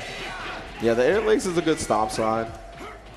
Especially the H legs. You see Kill Sage utilize that a lot. Oh, to the other side we go. Fast fall stuff. And ever since Nakiel's Gohan has come in, he has not let up. Level 3 this time. I want that hard knockdown. Again, Shinryu popped that sparking when he tried for the TOD. And all that damage is going to stay. Opens it back up again. In another 3 bars. Definitely going to finish it off here. Oh, Wants to do it to Kaioken. Yo, give me that pose. Give me that pose, young man. Right at the end. With a flick of the wrist, Nakiel moves on in winner's bracket. Wow. Very interesting because, as we know, Dragon Ball FighterZ is... Disappointed fans. FighterZ is one of those games that's, like we talk about all the time, super momentum based. Oh, yeah. Right? Like, Real had so much momentum first game. Nakiel took that away. But then, starting the 3rd game, came out so strong. Like, we all thought Gotenks was dead. Yes. I mean, he was 75%. Like, a cell TOD from that point is just, yeah, you know, it's commonplace at this point. Textbook. And for him to switch out into Gohan was very surprising, and turned out cost him at the end because Gohan just came in and just slapped him. Yeah, I don't know what happened at all because, like, again, he had the meter to kill. It would have brought Gohan in anyway. It wasn't like Gohan was the 3rd character, right? He was the 2nd character, so the mission would have been accomplished either way. But, you know, those are the breaks in tournaments sometimes. Again, I'm not familiar with Real. I'm not sure how much tournament experience he has. He might be new to the offline tournament scene, you know what I mean? That might just be a hiccup. Yeah. Either way, you know, he should feel good about that, right? Took Nakiel, you know, to the brink, but Nakiel, of course, one of the most consistent and strongest Dragon Ball FighterZ competitors, so he's always going to bounce back from an early L. Yeah, no matter what, when you hang in one of the top players out there, you always get props for that, and it's always very respectable. As we see right now, another pretty much 2 SoCal natives here that are not new to the game. Obviously, we have Kizzy K versus Napa Pride, aka Sat Tap. Yep, he goes by a lot of names. I think he actually entered as Napa Pride here in this tournament. And then on the other side we got UYU's own Kizzy K, my man. I like Napa Pride's hat. Thick with 2 C's. Thick with 2 C's? With who C's? But he's not playing anybody thick. That's yeah, but I feel like it's a proper description for Napa Pride. You know what I mean? And it looks like we're going to get some quick hand warmers here. Players are not quite ready to go into the match itself. Yeah, this is definitely what Kizzy's been rocking ever since Vegito's come out, man. He's been about that Vegito life. Whenever I talk to him about it, he's like, I think this character is so good. His pressure is so obnoxious. I'm looking to see him put it on display in this match against Napa Pride, who is no slouch himself. Yeah, what I love about this matchup is you have two players that are that excel very well in multiple games. Yeah. Like Kizzy, of course, coming from an anime background, and Apple Pride from a Marvel background. Yeah. They're both very good. I mean, and Kizzy, of course, has been in the game for a long time, a veteran in it, very respected in the FGC. It's going to be interesting to see how he's developed more in this game as it's developed. Because he even said it himself. At the beginning of the game, he wasn't as dedicated as he has been lately. Yeah. So it's going to be interesting to see how he is now that he's put so much effort into it, and he's had enough time to develop some stuff. Yeah, absolutely. And yeah, both these guys, even if you don't see them enter tournaments for certain games, they're still probably playing them. They're just fighting game fiends, right? They're well-versed in all aspects of the genre. So here we go into our next Dragon Ball FighterZ match. Again, Kizzy K on the left, Napper Pride on the right. Go Tanks on both squads. You already know how it goes. One of the best assists in the game, man. It's too good. Yeah, strong point character, too. See another fusion rematch to start off. I like that. I like the way they actually lay out the character select screen. Like the fusion characters are next to each other, and like the Saiyans are next to each other. It's real dope. The blue characters are usually next to each other. Well, the best thing is they buffed the character select screen. Yes, they did. With the cursor? Yeah, the cursor. Yeah, the cursor speed, that is definitely the most important buff of that patch. If not, we would still be in the last game. Just for character select. Exactly. So we're going right into it. Let's see who's going to get the first hit. Ooh. Did not capitalize off the super dash. Did Nappa Pride. Oh no, he tried to go into the Dragon Rush a little bit too early. The block stun was still there, prevented it, and Kizzy K clean punish. You see the meter build on the Vegito. Gonna spin one though to put him into the corner. Oh, he covers the tech with the 5L. It covers so many tech options because of how active it is. Nice tech though. Nappa Pride, I'm out of there. H punches to get out. Ooh, but the reflect into the 2M, that's a huge damage starter. So they're going to lift him back up. Here comes Vegito loops. And the Gotenks Galactic Donut Dragon Rush into the backbreaker. Yeah, Brian Javelin to finish the job. 2 bars, all that is necessary. All that damage just off of 2 bars just shows how optimal Kizzy K can be. Ooh, try to check him with a volleyball low. I'm not sure how negative that is. If it's punishable or not, but either way, it is not your turn. Trying to stagger up with the crane jabs. Whoa. Ooh, the Galactic Donut catching, opening him up. It's not where you want to be, especially against Bardock. Yeah, that Saiyan double axe handle runs in the family. Ooh, all right. Not sure if that caught the recovery of the dash or Rebellion Spear. Either way, the super dash was a super neutral right there. The Dragon Rush opening up Bardock. Now, this is very good for Nappa Pride because TN is one of the best comeback characters because he does so much damage. Man, there's a lot of Dragon Balls on already. There's like 5. Hey, you saw that beam struggle right there? Donut Ray versus Malphite? It's insane. Oh, the reflex into the 2M. Kizzy did it with Vegito. Now he's running right back with Gold Tanks. Now we probably got to start looking out for that. 3 bars, 4 bars on deck. Can he spin them all? You usually can get double super in some way with Gold Tanks. Oh, yeah. 1 up. Another one. And just like that, Kizzy K takes care of TN. That was a pretty sick combo. Using the Vegito sword to bring him back up, so the javelin and the ghost hit to then do the sword again. Oh yeah. You see him swinging with that 5L, ends up getting clipped. My Nappa Pride. It's such a good button for Vegito, man. So active, catches back dashes, covers multiple techs, and the blow up again. You saw him try to reflect it to the 2M. Same thing he's been doing this first match. Nappa Pride blew him up for it that time. Oh, the auto combo, auto correction. Thank you. Whoa. Whoa. Nappa Pride trying to go for the hardest of reads. Yeah. Kizzy K gonna punish him for it with that 2H, keep him in the corner. Dragon Rush to open him up. Yeah, he's dead. That is a destroyed Yamcha. Saiyan Spirit. Final Kamehameha. Oh, I love this super. Kizzy K doing it for the people. Yeah, one of the dopest, if not the dopest, level 3 in this game. See Nappa Pride taking a second, but going right back in the rematch. Yeah, Nappa Pride's also one of those guys that tends to float around the character select screen, right? Plays a lot of teams, plays a lot of characters in every game he plays, so. Oh. Yeah, and I mean, this is his namesake. All right? This is his namesake. I know, I remember. We were at WNF. We saw this name and saw no Nappa, but that's what I'm talking about. This might be the power-up he needs. What if he knew? He knew a Nappa buff was coming. He said, this man's going to get 3 lows. I know it. I have pride in him. And eventually happened. Now he's picking him. That's what I'm talking about. And also picking Android 16 as well. Switching out 2 of his characters. Yes. Going to be bringing in the 16, a very common anchor in this patch, right? One of the best comeback characters, one of the best assists in the game. Yeah, Tiana Yamcha really didn't do much for him. Yeah, so whole new squad minus the Gotenks. Oh, okay. Ooh, all right, the 5H able to reach that vertically to bring him into the corner. So keeping the pressure on Vegito. Oh, just a straight Whoa. Dragon Rush. Air dash into no mix-up. That was honestly the perfect timing, too, because right at the end of the active was when the block's unfinished. Tried to go for the clap, but got picked up. Yeah, he has an H Cyberman out, but I don't know if it's a null and void at this point. I think it is. He's pushed him so far away. Good defense. Oh, but then Kizzy opens him up. Yeah, he found a reflect window, but that's the thing. Vegetos are so good at punishing reflect like it's a push block, honestly. You reflect at the wrong time. They have all these moves that can close, the stand S especially. Ooh, Nappa's going to try and pick him up, but no, drops the combo. Oh, when you switch from downtown, you got to expect the 2H to come. Oh, yeah. Using all that blue. Oh, the 6M. Oh, what? He just runs it right back. Couldn't actually get the combo off of it. I was going to say, he just needs another 6M. That'll be enough damage. He tried it, but the block string he went with actually pushed him too far away. Ooh, just a little bit too much. Yeah. Oh, did it again. A little bit too much autopilot on the side of Nappa Pride now. Cannot telegraph your tags that much. Because he is always looking for it, always scouting. Great reactions on this man as well.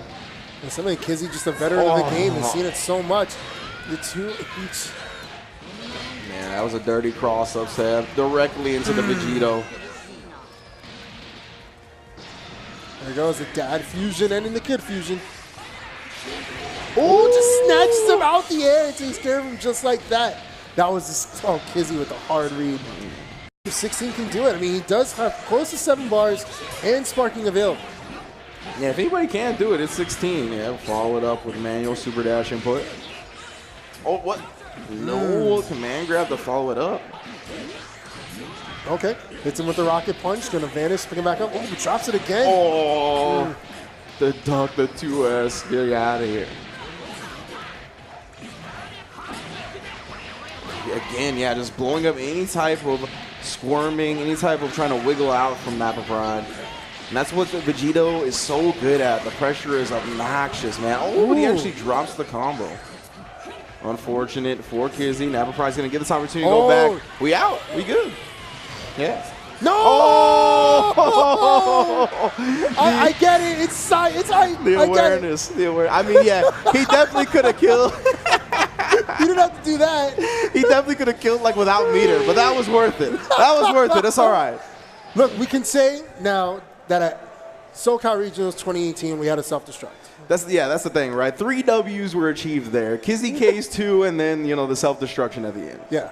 I mean, you know, punishing a final five. That's still 1 W to 2 L's, so the balance isn't quite there. But, you know, Nappa Pride definitely always giving the people a show, and we're going to see him in loser's bracket, I'm sure. Yeah. Kizzy K moving on in winner's side, as he is one to do in pretty much every game he enters. Yeah. I remember there was an Evo. He was like top 8 in like 3 games. Like not necessarily top 8, but yeah, he went quite far. Yeah. And he was, you know, in 2017 winning all kinds of tournaments, like winning multiple games at tournaments. Yeah. So yeah, Kizzy is one to watch out for in whatever game he chooses. Great pickup by UIU, of course. Big shout outs to them as well. So we're going to keep on rolling with the Dragon Ball FighterZ. Yeah, man, I'm really excited. I'm really excited about what we have coming up. So far, we've seen some dope stuff. I mean, we saw some pretty sick comebacks from Nakio. Yes. I mean, great defense from Real. Mm-hmm. And then, obviously, you know, self-destruct. So, like, this self-destruct is too good. Okay about what Moke did, what Kizzy did. You're like, nah, like the Real's defense was tight, and then we got a self-destruct. That's that. Yeah.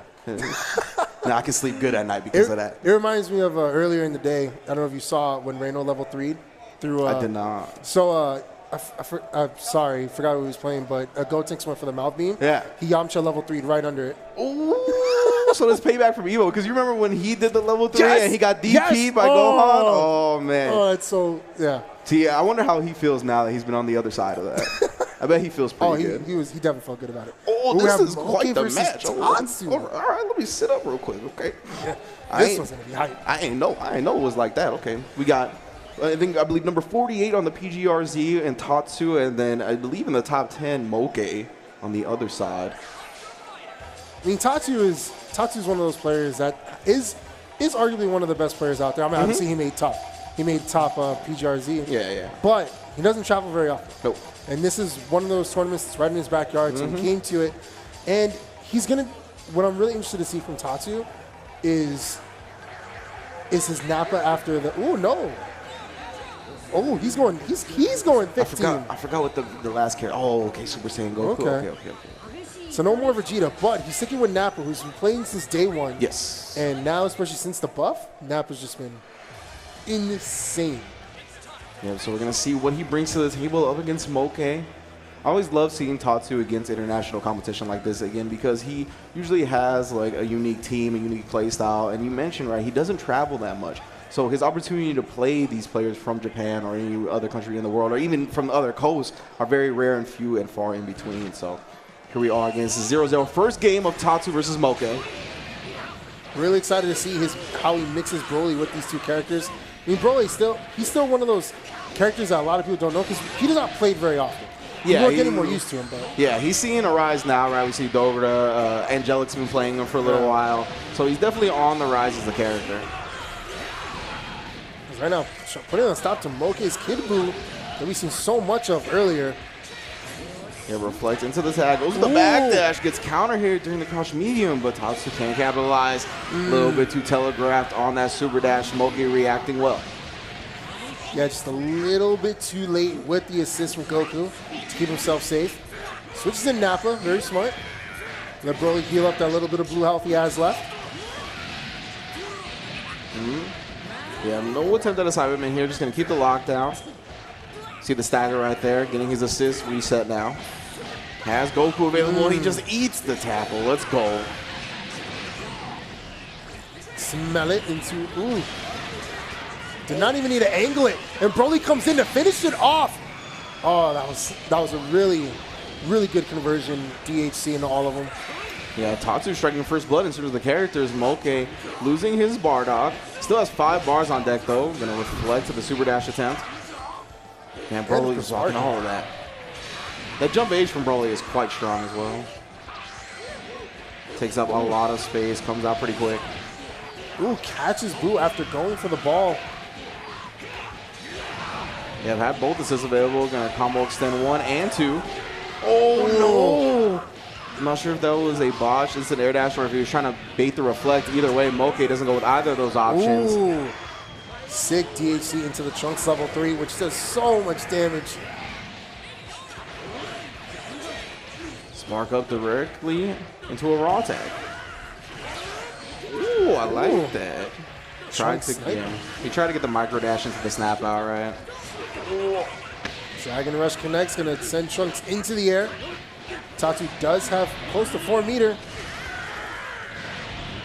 Gonna go back to back, just get the damage he can. Bringing Nappa back in as well. Healthy Nappa. Ooh, tried for the guard cancel, but the tackle, the big 5H, drops the combo extension. That could have been a Kid Buu. And Nappa 5H is so much reach and such a long hitbox. He's gonna switch back in Broly. Open him up. Doesn't look good for him. Yeah, 2 bars is all he's gonna need. Burning attack. Finish the job now. Moke ties it up in terms of characters, but that Kid Buu still bleeding and no bar on deck. Does have his sparking. I would say Tatsu's still in the lead here. Yeah, I mean, going to a character he's very comfortable with. Ooh, I like that vanish on vanish. Moke trying to keep that advantage. Good reflex from Moke, though. Tatsu. Oh, wow, he actually caught the end of that backdash with a 5H. Saying so much reach. Doesn't decide to play the I side of thought it. he was going to punish that. Oh, but he stomps on the shoes again, Trunks. You got those future releases, man. You got to protect those. Just keeping it going. All this pressure from Tatsu. Nice tech on the Dragon Rush. I like that explosion after Oh, that. 5H again. Reflecting the 5H. It's not only a tactic for 16. Nappa quite strong at it as well. And even with sparking is enough to take it as Moke just running out as Kid Buu comes in. Yeah, Tatsu is looking good. Strongest I've seen him look in quite some time as well. He's playing very clean and not very telegraphed. Very surprised Tatsu got away with that switch in. But making the best of it. Yep. Alley-oop to himself. Ooh, and then the jump back key blast, the fadeaway to finish the job. Tatsu's going to be up 1-0 on Moke. And we mentioned that earlier how dominant Moke was in the first match because he was the first, he kicked off the second half of the duels.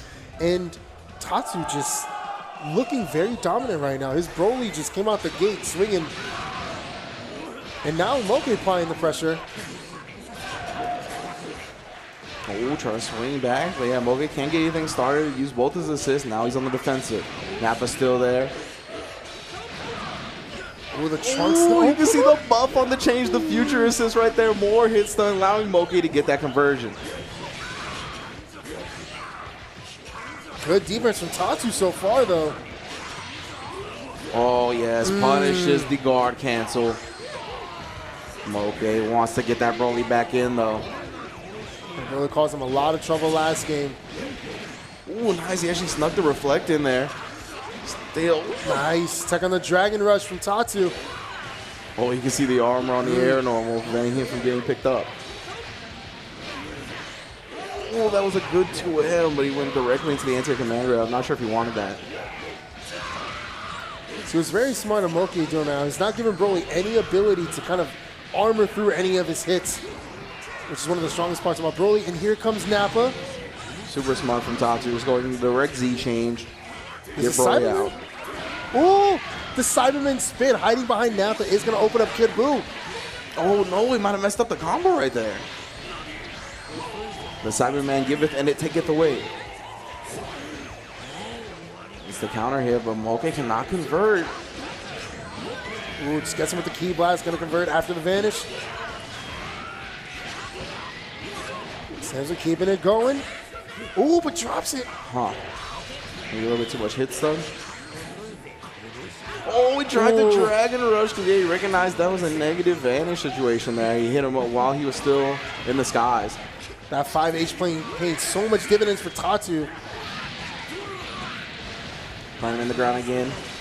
No Cyberman this time. That's such a good tool in Bardock's arsenal, right? That up back tech into the Rebellion Spear, gets him out, gives Kid Buu the chance to tag in. Yo, all right. Swapping out a lot, too much swapping out done by Moke. I mean, not too much for Tatsu anyway. Moke being very smart, doing a little bit of blue damage, just chipping away at Broly and Nappa. As we're seeing that pay incredibly right now. Looks like he's going to take care of Broly. They have 6 bars on deck. He's only going to need 2. Riot Javelin to finish the job, and Moke is going to take the first character on Tatsu. Meter pretty even, slightly in the advantage of Moke.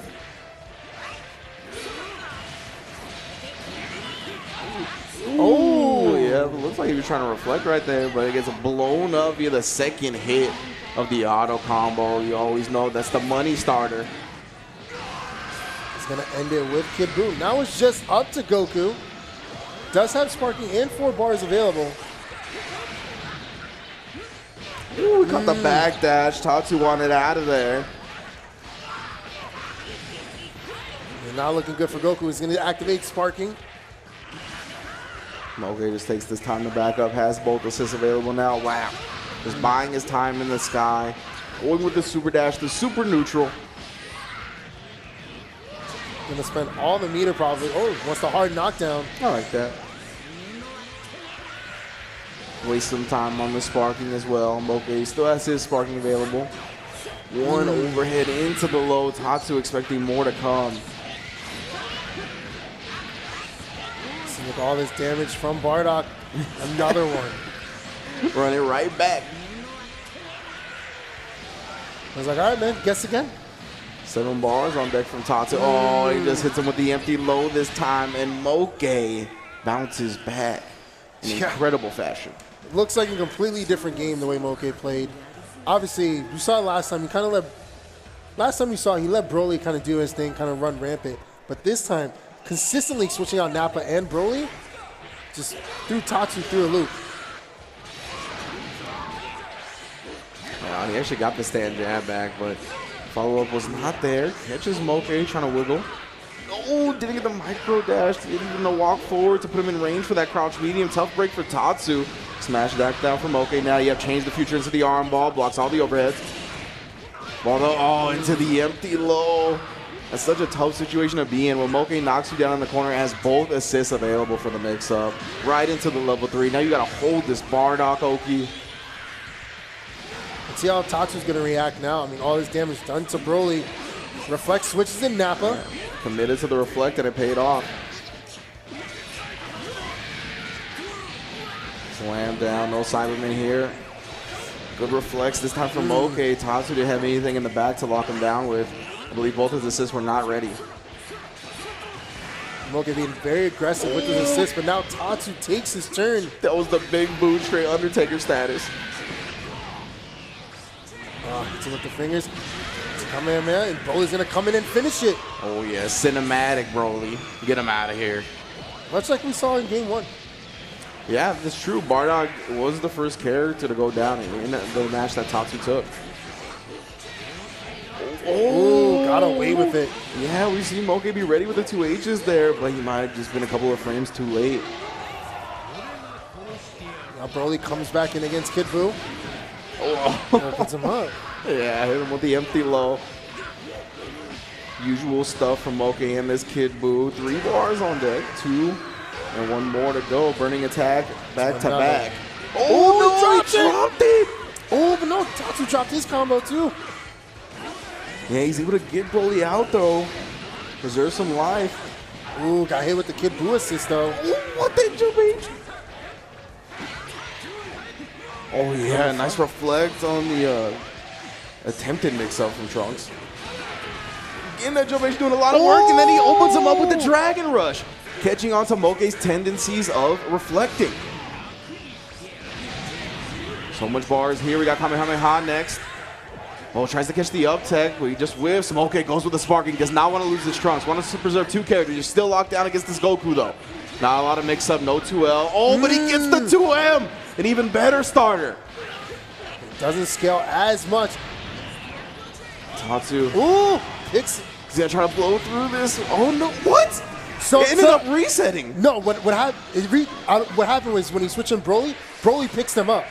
So when Broly picks him up, the down Kamehameha is going to continue the damage. Oh, my God. That's unfortunate for Moke. I don't think he expected to drop out of the combo.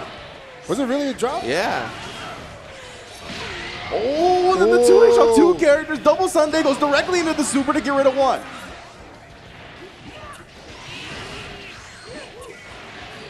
Activate Sparky.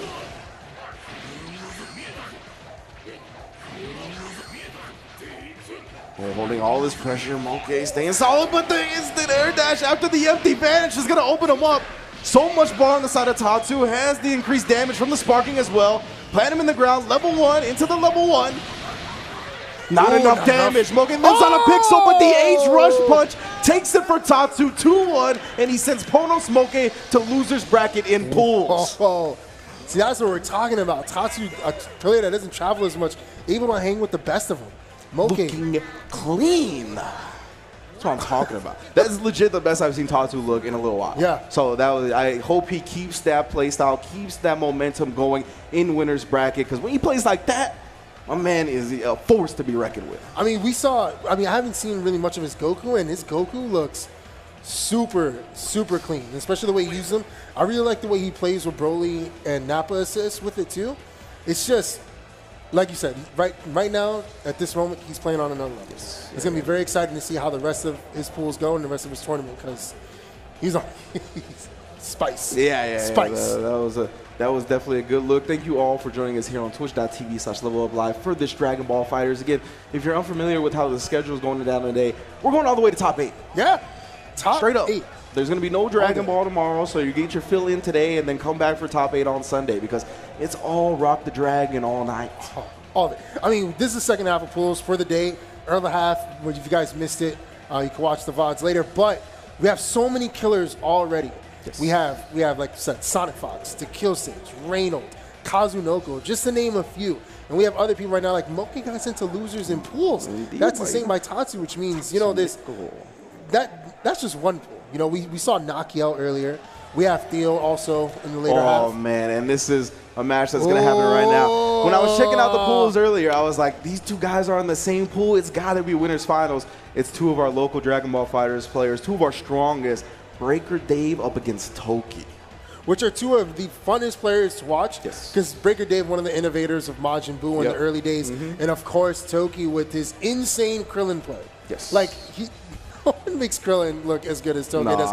And especially since the patch where they put it where you can choose when to send to, just made Krillin, like, infinitely better. Yeah, for sure.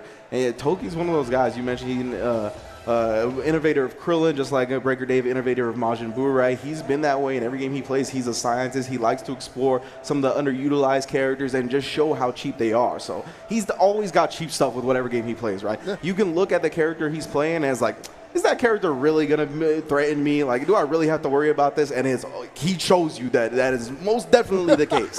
Like, what makes Breaker Dave even scarier was it wasn't until recently, in the past couple months, where he started using top-tier characters. And he would, like, sprinkle them in. In this game, He started sprinkling, like, Vegeta, started sprinkling some Cell. But, whoa, going back to Ginyu. I like this. I like this. Like vanilla Dragon Ball FighterZ. So, you know, when it comes to Breaker Dave, right, we asked him about, like, character selection in this game and others, and he's like, yeah, I like to play playful characters, right? Like, I don't like my characters to be too mature or anything like that. I like to have fun in the game. I want my characters to be the same way. This is a fun team, you know what I mean? Captain Ginyu, Majin Buu, Gotenks, not just their personalities, but in-game as well. Oh, yeah. So this is definitely a team that's going to gel with Breaker Dave's style. And then on the other side, we got Toki rocking the same team since day one. Krillin with Goku and Vegeta. All done really well. Vegeta, a little bit of nerf, but not hit that bad. We're going to let intros rock. I want to see the whole Ginyu force. No. No. I understand. Save the drops for the match. Oh! Solar Flare off the game with Vegeta assist to pick him up and keep it going, putting Ginyu in the corner. Toki. All right, dog. All right. Oh, but the up tech into the backdash, a very potent option when waking up in Dragon Ball FighterZ. Directly tags into Majin Buu as well. Tries to get that big swing on him. Ends up 2H'ing the assist. Get out of her. Ooh, try to Solar Flare, but gets a happy birthday. Oh, my goodness. He got two of them. Yep, that Vanish is going to get Vegeta out of there, but he wants that blue life. Butt stomp. Oh, and then into the empty low. Picks him back up. Butt slam into the corner, into level 3. Who wants chocolate? He don't even got any life to get back. Just straight up hard knockdown. Oh, that definitely would have blew up a sparking, I think. Ooh, try to DP, but the Goku assist keeping Majin Buu away from cartwheel into Vanish. That's it. Through some buildings. Ooh, it's the Vanish. It's unfortunate. Breaker Dave ready with the punish. Blood Stomp after the soft knockdown. All right, Toki taking his chance, taking his turn. Hard knockdown into level 3 Krillin. Oh, just the dash up to get close, and he dragon rushes after the level 3. Ye old super noob. Destructo Disc. Spends 2 and ends it with Goku. I like that. That's the classic tag team right there. And Turtle School graduates. Ginyu and Gotenks. The Pose Squad. Yeah, Ginyu's very scary considering he can summon all the Ginyu force, especially that Jason Birder assist right there. You see right there, the Storm. Oh, yeah. So many times when you have to worry about that assist, right, the Ginyus will go with a Dragon Rush after. I think that's why you saw Toki jump out in the situation. Oh, the Zenzu beat! All right, Goku finally eats it. Straight H-Beyblade on him. Ooh, nice get out, but he scouts the raw tag. Was looking for Toki to go to that option as soon as he got some breathing room. Great stuff from Breaker Dave into the level 3. Yeah, Just got the level 3 in that combo. And the hard knockdown on Krillin. Oh, Dragon Rush. Good break from Toki. I heard the break through my headphones. I heard the buttons. Try to cross up Gotenks. Breaker Dave trying or got caught swinging as he came down from the super dash. It's a level 3. Good damage on the Ginyu. Waking up with a reflect though. Oh, he tried to blow up the raw attack with a solar flare, but it was too early. That would have been sick if he would have caught him. But now it's just Goku. I mean, he does have Sparking available, and right now meter advantage. See if he's able to close it out. Ooh, there was the 2H. Breaker Dave been solid with that. He's one of the 2H gods of SoCal for sure. Him and Reynolds. So gonna activate Sparking. But Breaker Dave will tell you himself. Reynolds does it on reaction. Breaker Dave does it as reads. He's like, my reactions aren't good enough. Level 3 though is gonna waste this Sparking time, make Toki deal with yet another hard knockdown situation. Has the Ginyu assist available to make the mix-up even more potent if he so chooses to. Oh, good blocks though.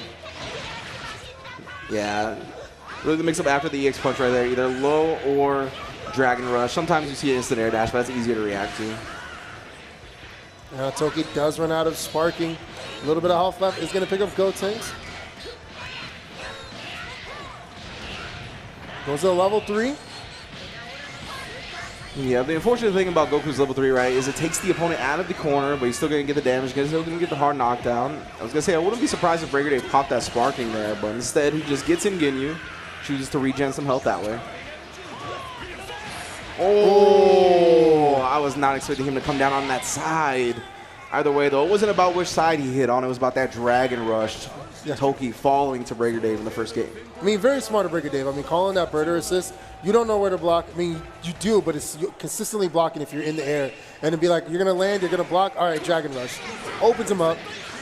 Already starts the Goldo assist. Oh, the solar flare, anti-air solar flares from Toki. It's such a strong move. Tries to go rock some nice reflect from Breaker Dave, though. Yeah, 2M starter. Good damage here. Oh, no. Drops the extension, but the Vegeta assist always there to make, you know, mess-ups into buffs. Just go straight into level 3.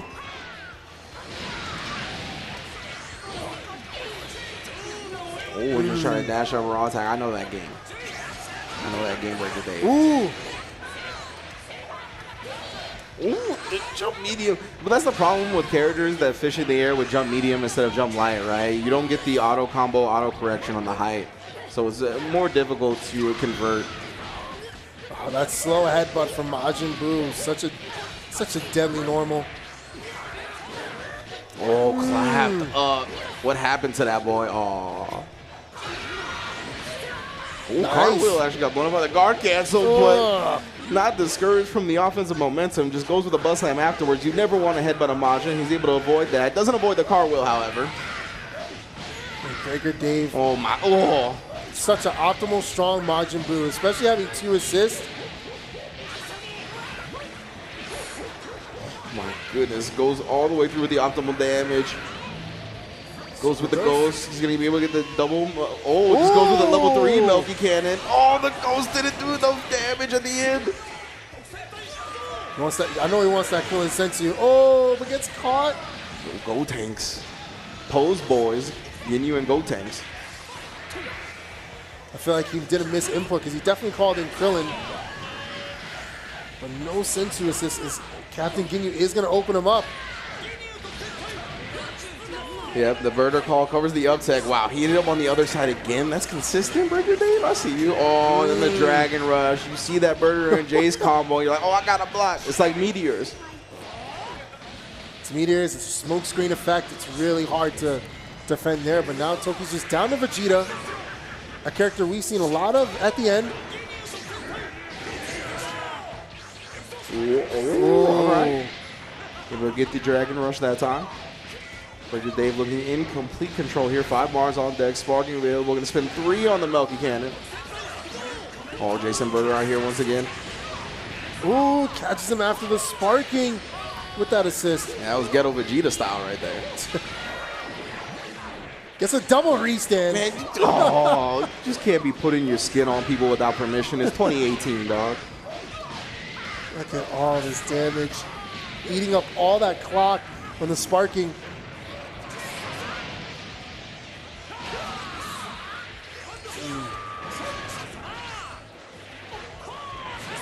Ooh, okay. That's interruption. The jump medium from Vegeta, always a potent button. Got so long to go. Those sparkings up. Final flash is going to get the knockdown. Set up a decent mix-up as well.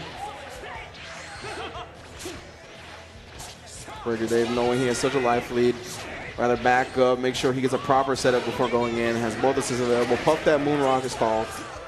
Yeah, Toki playing pretty patient. Does not want to put himself in a situation that will lose him the match.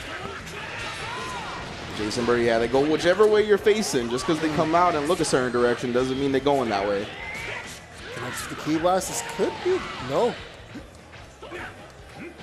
Oh, God, I'm slipping. Not watching the ankles. Captain Ginyu goes down. I mean, Togi still has an opportunity to come back.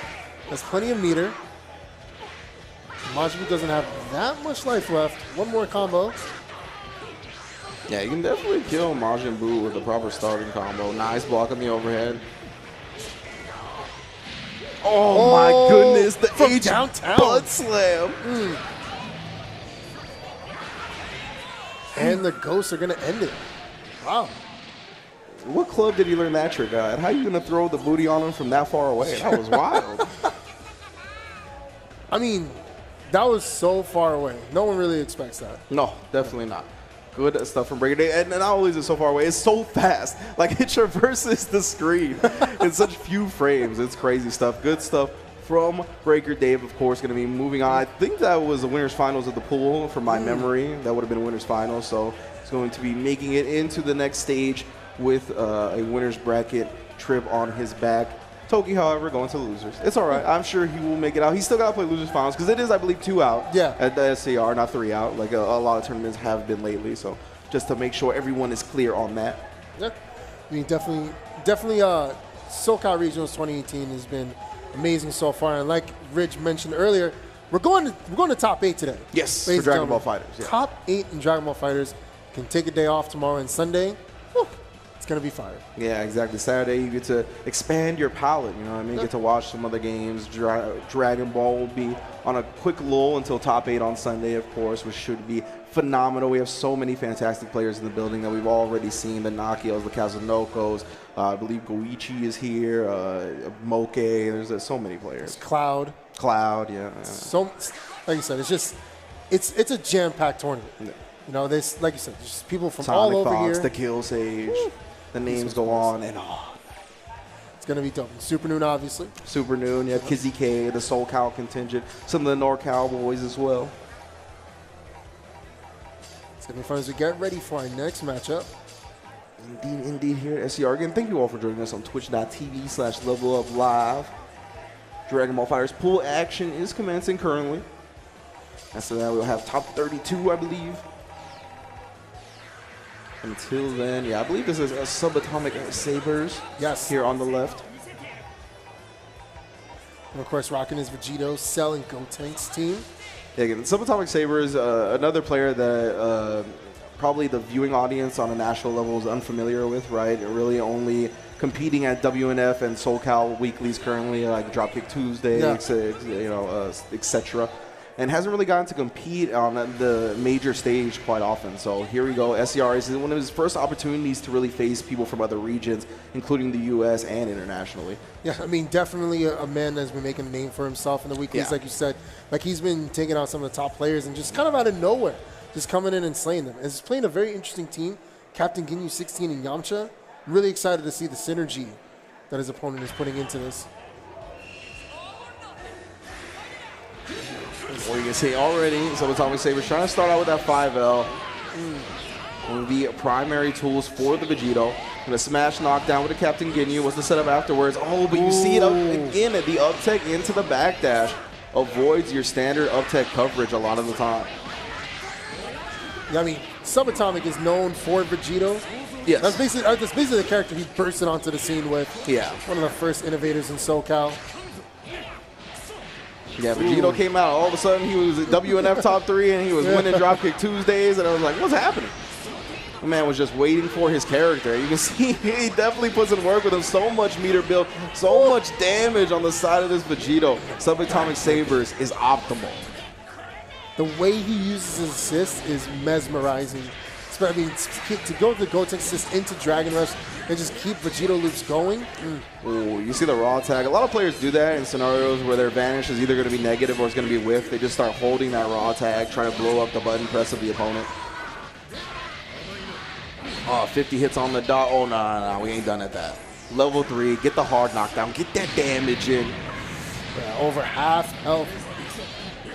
Ooh, it opens up Gotenks again. Ooh, but drops the combo. Oh, great reflex from C-Toss right there.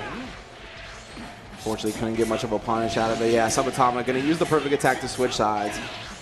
H, oh, trying to drop the elbow on him, but he held the up back. Yamcha's is just a little too short. Just rolling across into the corner. Oh, he landed after the air dash medium, so he couldn't actually get a combo.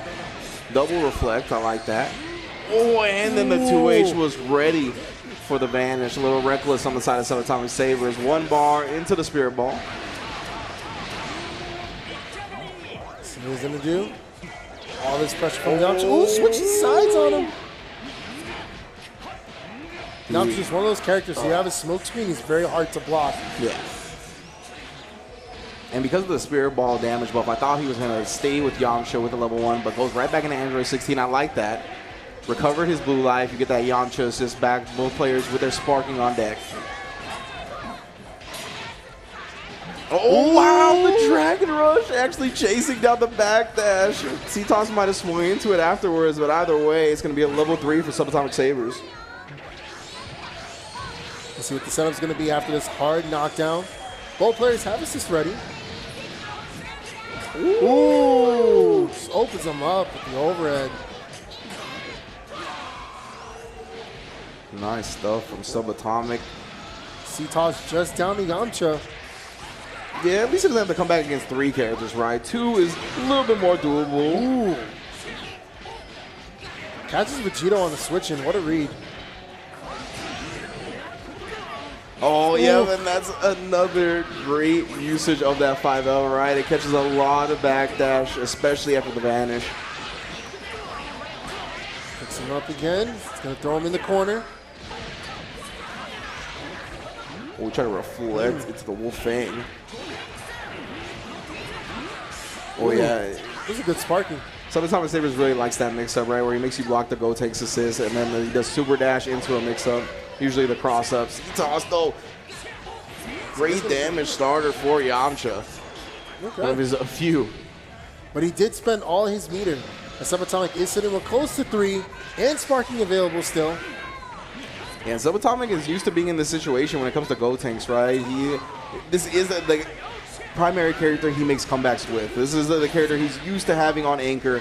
Now he's got plenty of meter to waste the rest of C-Toss's sparking and go into a level 3 if he so chooses to. You see the portrait flashing white on the side of C-Toss indicating sparking's just about up.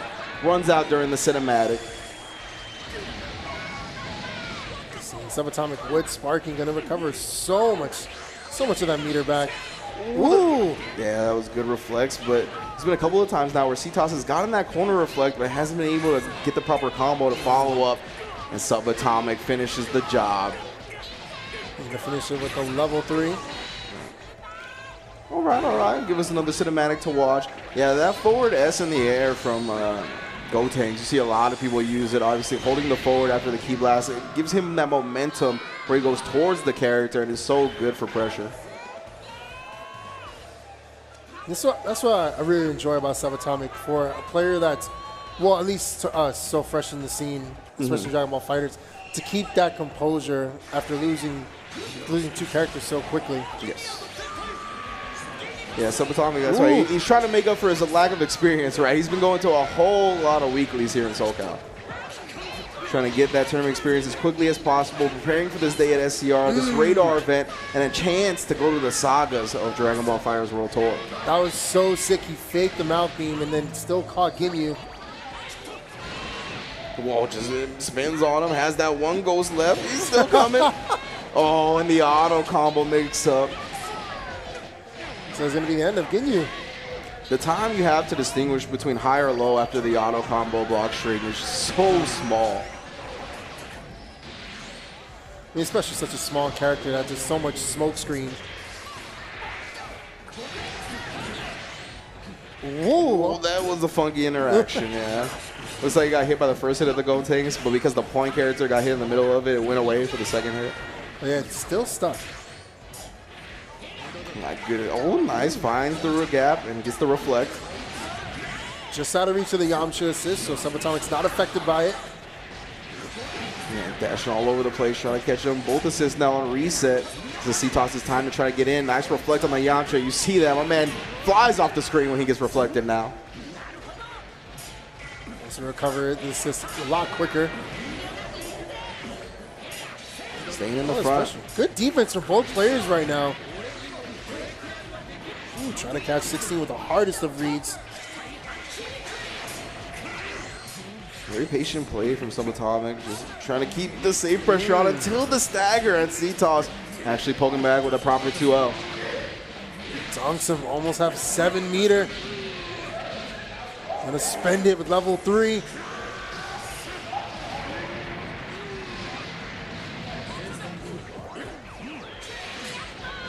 Ooh, switch ends with Gotenks.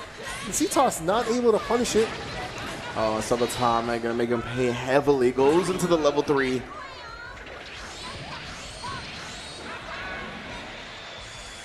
Show me the mix. Show me the mix, Sabers. Oh, he tried to fake the overhead right there. That's why he whiffed the button on the air dash. See the shout cancel, just goes into the back dash, wants to get that space back to bait that exact thing. Knows he's going to want to vanish and put that pressure on as soon as possible. Gets the 2H, tries to spin on him. Just walk up heavy spin. Oh, Yamcha assist, putting in some work now. C-Toss got plenty of meter to make this hurt and get the level 3. Once again, Gotenks eating a lot of damage. There goes Vegito as Sparky is gone from C-Toss's side. Ooh, falling medium from Yamcha. Yeah, it will blow up the most likely a 5L this time from Subatomic Sabers. Key blast into the vanish though. Oh yeah, that's another great usage of that 5L. So active, allows for the raw tag. Switching to level 3. Direct Z change.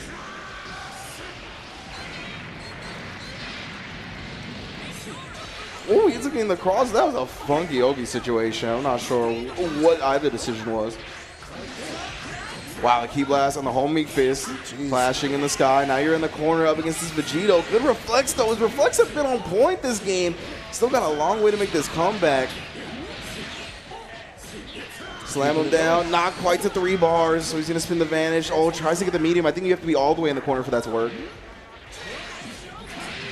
Oh, yeah. Subatomic, man, switching his characters in and out, keeping them fresh, which makes it even more difficult for Cross. Ooh, just C-Toss, just keep, ooh, last elbow. Now 16 picks him back up, dunks. Noxious is keeping it rolling. Getting as much damage as possible before we present another Oki situation. Gonna get the cross up, maybe the Dragon Rush. Oh, I was gonna say maybe the Super Dash fake cross up. This looked like what he was going for there. Oh, Subatomic. He tried to get into me with the Super Dash, but the 2H was ready. Sparking is no more. Just level 1 meter to end cell. Looking very different now. As like you said, Subatomic just switching characters in and out, but all that damage is added up. And C-Toss is in a winning position right now.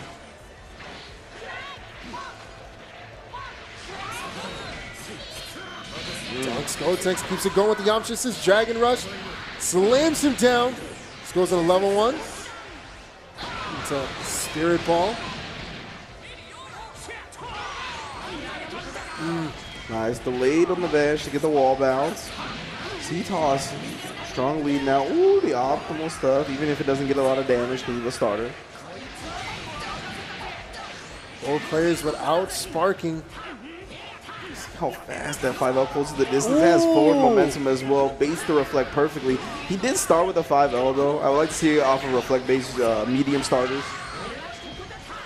That was very smart to save this, because like you said earlier, C-Toss was getting so many reflects off that were working so well. Yeah. Baited it out and is punishing him for it, keeping him in the corner. That S into the legs, into the assist is such a good situation to cover wake-ups, right? It's very low risk because of how far away your point character is. And now it's just 16 versus Vegito and Gotenks. Ooh, the 2H. Looks like Sabatama is going to be able to close it out. Yeah. Yes, indeed. Yeah, what we saw towards the end of that round, I think, is one of the buffest things about Gotenks assist. You see plenty of people do it whenever they have the character because you have a lot of ways with a lot of the different casts of this game, right, to set that up. You can go into the beams. Everybody has some type of beam usually. Yeah. If not, they have some type of a key blast like you see with Vegito that can still cover the wake up for that second that allow Gotenks assist to wrap around you. And then you're a couple of character spaces away, which would avoid any type of DPs or sparking. And then you can go in safely behind the Gotenks assist. Very, very strong. Also, the stun is so long. Yeah. Like at first, people weren't familiar with it, but then when they started getting used to the fact that it not only closes in but then explodes, yeah, like that just makes it one of the longest, even like block stun and hit stun in the game. Yeah, yeah. That's why he's so good. And we've seen a surge of Gotenks recently. You know, he's here to stay right for now. Oh yeah, oh yeah. Since they made it a little bit more consistent with the way the Gotenks assist works, you can see a lot of people sciencing it out, figuring out how to properly implement them in combos, block strings, whatever it may be. And again, still a potent point character, right? They nerfed a little bit of things. I think the shout cancel has a little bit of recovery now, or a little bit more recovery, stuff like that. But you have other avenues to get those mix-ups, right? We saw the Beyblade stuff from Nakia. We saw the auto combo stuff from pretty much every Gotenks. So yeah, these characters that have their mix-ups nerfed in certain ways are still finding ways to open up characters, right? Kid Buu, again, also another one. He can't get the cross-up balls anymore. The 2S doesn't whiff on the opponent. It'll track and home to them. So you have to figure out alternate routes, and people are already doing it, right? We saw Cloud. He hasn't dropped the character. We see Moke playing Kid Buu. There's still plenty of room to explore in this game, the whole cast. Yeah, I mean, to your point, too, like you mentioned, Kid Buu, another character that got nerfed bad was Cell. His rolling crush doesn't cross up anymore. It doesn't hit from Jump both medium, sides. slow down, a lot of things. Yeah. But he's still very active. Yeah. And his slide alone still makes him a really good character. Yeah. Has the 6H, of course, still something that not a lot of people are dealing with correctly, but you guys are all dealing with your stream correctly because you're tuned into SCR, twitch.tv/leveluplive, presented by Esports Ecosystems as well. Make sure you hit them up on Twitter as well as their website. They sent so many players out here. K-Brad, Cool Kid, Neo repping the team, all kinds of people, all kinds of players here representing that ESE. Yeah, here to change the game. The pre-sale is also live now. You can see where you can find them on Twitter and all the various social media sites and internet extravaganzas. esportsecosystem.com, Twitter at esportsecho, and yeah, man, please visit them and support what they are doing because they are making sure a lot of players and a lot of individuals are at these tournaments. Yeah, I mean, that is a company that is supporting the FGC to the fullest. I mean, like you mentioned earlier, they sent so many players out here, helping them come out so much, and helping so many players come out, and they're here to give to the FGC before they're even giving into it yet. Like, before they're even trying to, like, get that support. Yeah. So make sure to support them because we want to see more players be able to travel. I mean, you know, some of the players you mentioned unsponsored still, and they have to usually pay their own way. But because of Echo Esports Systems, they have the ability to come out to SCR in this super stacked tournament. We get to see all this awesome gameplay as Tatsu is back on the screen. Of course, going back to Broly, Nappa, and Super Saiyan Goku, playing against Bardock, Broly, and Super Saiyan Goku. Pretty much a similar team, just Bardock switched out with Nappa. So it's going to be good to see. All right, here we are up next Tatsu stepping back onto the plate after sending Moke to losers down. On the other side, we got Fort Kless. Wow, so yeah, we're going to have Broly on Broly because Kless has been playing Broly ever since the character came out. Not just in this latest patch, of course. A very young man here in our SoCal scene. He has had history in versus games. And he is always one to watch out for, a training partner of Cloud. You can see the Fort in his name. So now put in the corner against Bardock is not where you want to be, but good reaction from Tatsu to be able to counter that Dragon Rush. Yeah, well done indeed. Oh, he blocked that first in the air, so that was, yeah, definitely not going to be his turn. Nice guard cancel timing, though. Oh, snatches him out the air. Okay. Kless definitely got some stuff like that. Again, he's been playing Broly since this character came out, not just this latest patch. And now Tatsu's turn to put damage on the Broly.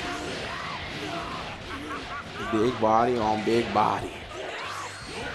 Spamming 2H to bait out something and then vanish behind. Oh my goodness, all right, we got the Dragon Rush now from Tatsu. Rolling the double Scott Steiner battle. It's always a good combo when Broly yanks him by the neck and just slams him to the ground. Oh, the 2H read from Kless. He was ready for it, that's what I'm talking about. Kless gonna put him back into the corner, spit a bar to do it, but he's not tripping. Tries for the air reset again, but Tatsu this time gonna wake up the sparking. Combos off the Goku assist. Well done on the recognition. Slam his face. Oh, no. That did not work. It's a little bit too late. Man, this is the most active I've ever seen any Broly. Two of them at the same time. Yeah, right? Kless got the dirty stuff after slamming Nappa to the ground.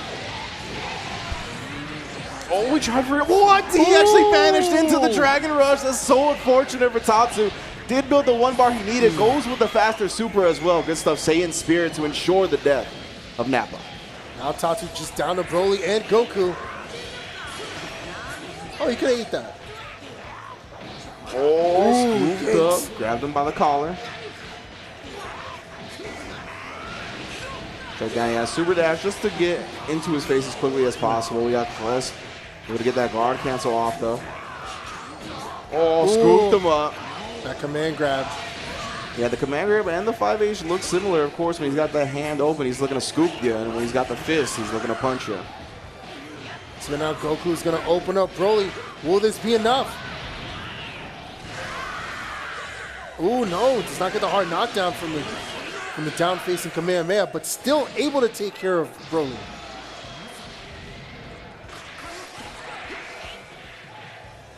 So father versus son. Yeah, the great grandpa right there. Oh, he staggered the 2Ms, just went back to the bag. Kless couldn't get out in time. That's a great damage starter. Level 1, I alley-oop to myself. And then the Broly. Keeps him down. Oh, that's the So only close. tough part, though, yeah, because you can't let him get too high to where the Broly super won't hit, so he has to DHC a little bit earlier. So he didn't get the full damage, but he got the kill regardless. Ooh, he tried to get another 2M in there, but the raw attack from Tatsu able to blow it up. See, Kless does have a lot of meter available to him. Ooh, but gets picked back up. All these 2Ms. And left and right. Definitely one of Goku's best button. More self alley-oops. The unfortunate part doesn't get a hard knockdown, but Kless, no sparking available, almost 6 meters. Ooh, trades. Yeah, Tatsu has the Broly assist available here. He wants to continue the pressure. He does. Gets to the other side, but Kless with the proper defense. And the Kamehameha to finish the job. Good old reliable. Kless came out so strong. I mean, he was winning the Broly and Broly war, but Tatsu just coming through and cleaning up. Yeah, pretty similar teams we have here, right? Both rocking the Broly and the Super Saiyan Goku. It's the Bardock and the Nappa. Ooh, almost had a happy birthday, but Goku just a little bit too far out. But still all his damage onto Broly.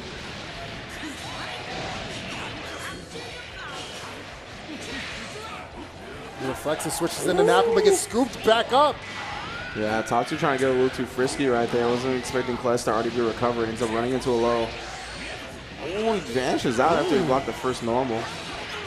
Oh, that big jump ace has been putting in so much work against characters that have been trying to chase down this Nappa. There we go. Broly assists, blowing up the guard cancel.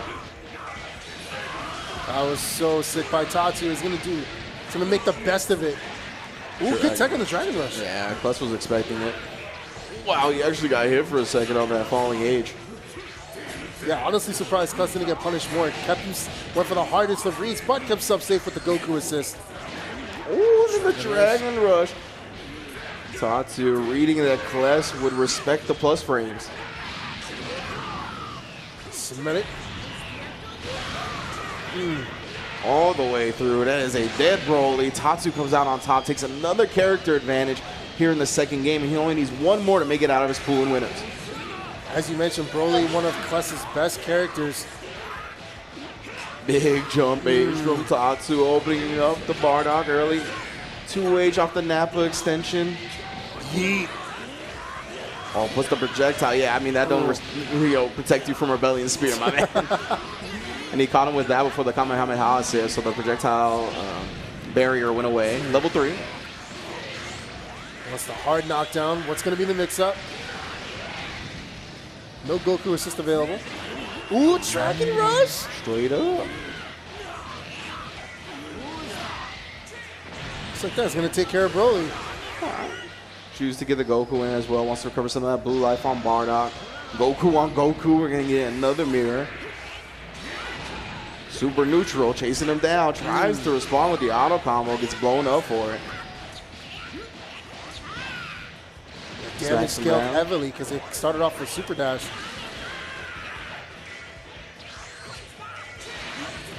Ooh. Switching to Nappa, but Kless not trying to. Ooh. Trying to clap him up. Doesn't want to let him breathe. Ooh, stops Bardock on the switch in. That crouch medium. Able So to, slow. yeah, thwart the attempt. All right, directly into the level 3, that Bardock privilege, whether ground or air level 3, we still get the same mix-up. Ooh, Tatsu gonna activate Sparking, wants to keep Nappa alive. Yeah, no surprise, right? Oh, been in signature since the beginning. I gotta imagine that was an execution error.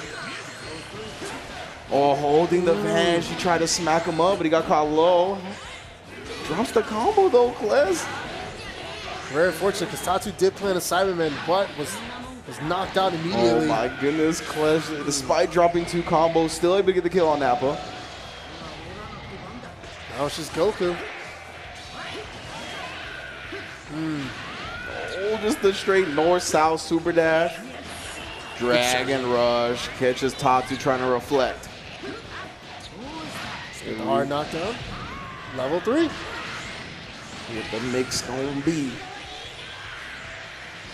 Tatsu just got blown up for reflecting, so he might not try it again. Yeah, he was getting hit low. He also had the beam out there. I think that might have blown up any reflect attempts. So I think it was already active as he was waking up. So going to game 3. Tatsu started out with a lot of momentum. Kless just took it all right back. See how Tatsu's going to answer now. Yeah. Ooh. Again, he's really catching on to the tendencies of reflect from Tatsu now. Punishing you with the Dragon Rush. Has a knockdown. Reflect, wake up again though, and he gets the tag out. Well worth it for Tatsu. Oh, tried to reflect again, and Kless punishes. Been a lot of drops on the side of Kless though. No scout on the vanish either. Tatsu gets out of there, wants to apply this pressure now. Kless pressing buttons to try to get out of there and gets the clap to Nappa. Yeah, the universal overhead opening him up. 6M City. Oh! Think you can try to do something? Nah. The Dragon Rush, and he has another Cyberman to keep it going. Oh, but he drops it. That would have been so sick. Oh. But he gets the clap again. That's so unfortunate for Kless. This is a level 1 sparking, only in the last 7 seconds. Oh, all that health came back. Oh, super armor and barriers, all types of stuff. As the legendary Super Saiyan, big jump age, just as you thought you could crouch. It's gonna send back in. Oh no, sends in Goku instead. Oh, and Tatsu able to get another Dragon Rush. Stomp. Guard cancel. Oh, he absorbed the hit of the guard cancel with that armor. Couldn't actually scoop him up afterwards, though. Okay, vanish. Tatsu's Broly is legitimately scary as he hits with the Lariat Express. He's going to connect on to Goku, slams him to the ground. Tries to go for 2H. Ooh, I love that cancel. Oh, just goes on to gets a happy birthday. Oh, yank. Oh my goodness, Tatsu. Yeah, he had the 2 bars necessary. Oh no! Ooh. The way that Super interacted, him not getting all the damage from the Broly, leaves a window of opportunity open for Kless. Very interesting. I like that. I like that sparking. You're so close to killing 2 of Kless's characters. You want to preserve your whole team. Going up 3v1 in this game is such a powerful tool. Powerful position to be in. Oh, interrupts! Get that Broly assist out of here. Able to kill off the Bardock and do some damage. Both characters, no sparking available. Tatsu looking very strong right now. Good vanish.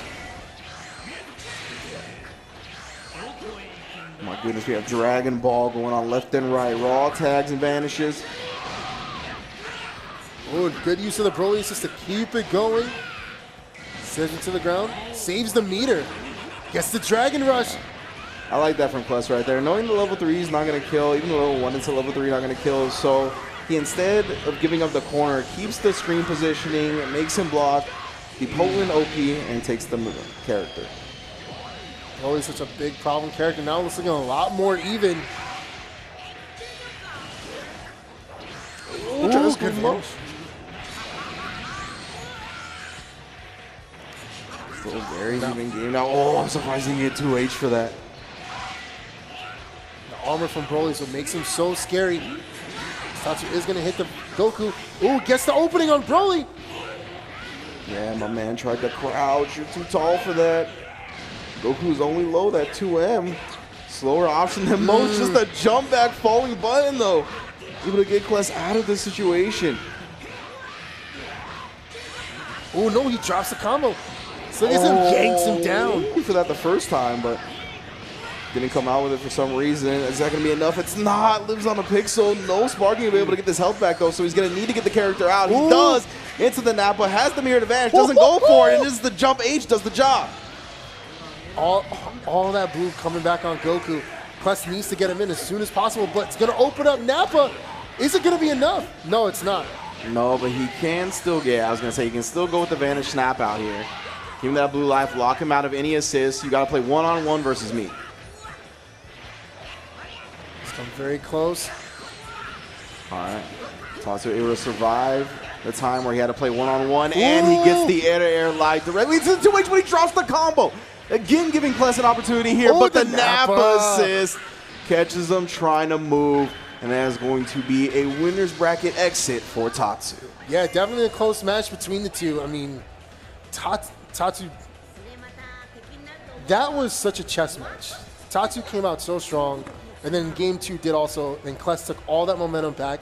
Going into game 3, Tatsu also came in swinging. Yeah. Then Kless was able to take care of Broly, do a lot of damage to Goku, and just because so close, if he would have killed Goku, it would have been a totally different story. But Tatsu keeping his mind sharp and not letting it get the best of him, was able to come back and just end it, and it was insane. Yeah, a couple of crucial drops from both sides right there, but Tatsu was able to clean it up the most. Exit the pools bracket in winners. Of course, Kless still alive in the losers bracket. Definitely a strong up-and-comer. And we got plenty of strong up-and-comers here at SCR, as well as a bunch of killers that we're going to see for Dragon Ball FighterZ. But for now, we're going to take a quick break. Please do not go anywhere. We'll be right back with more DBFZ.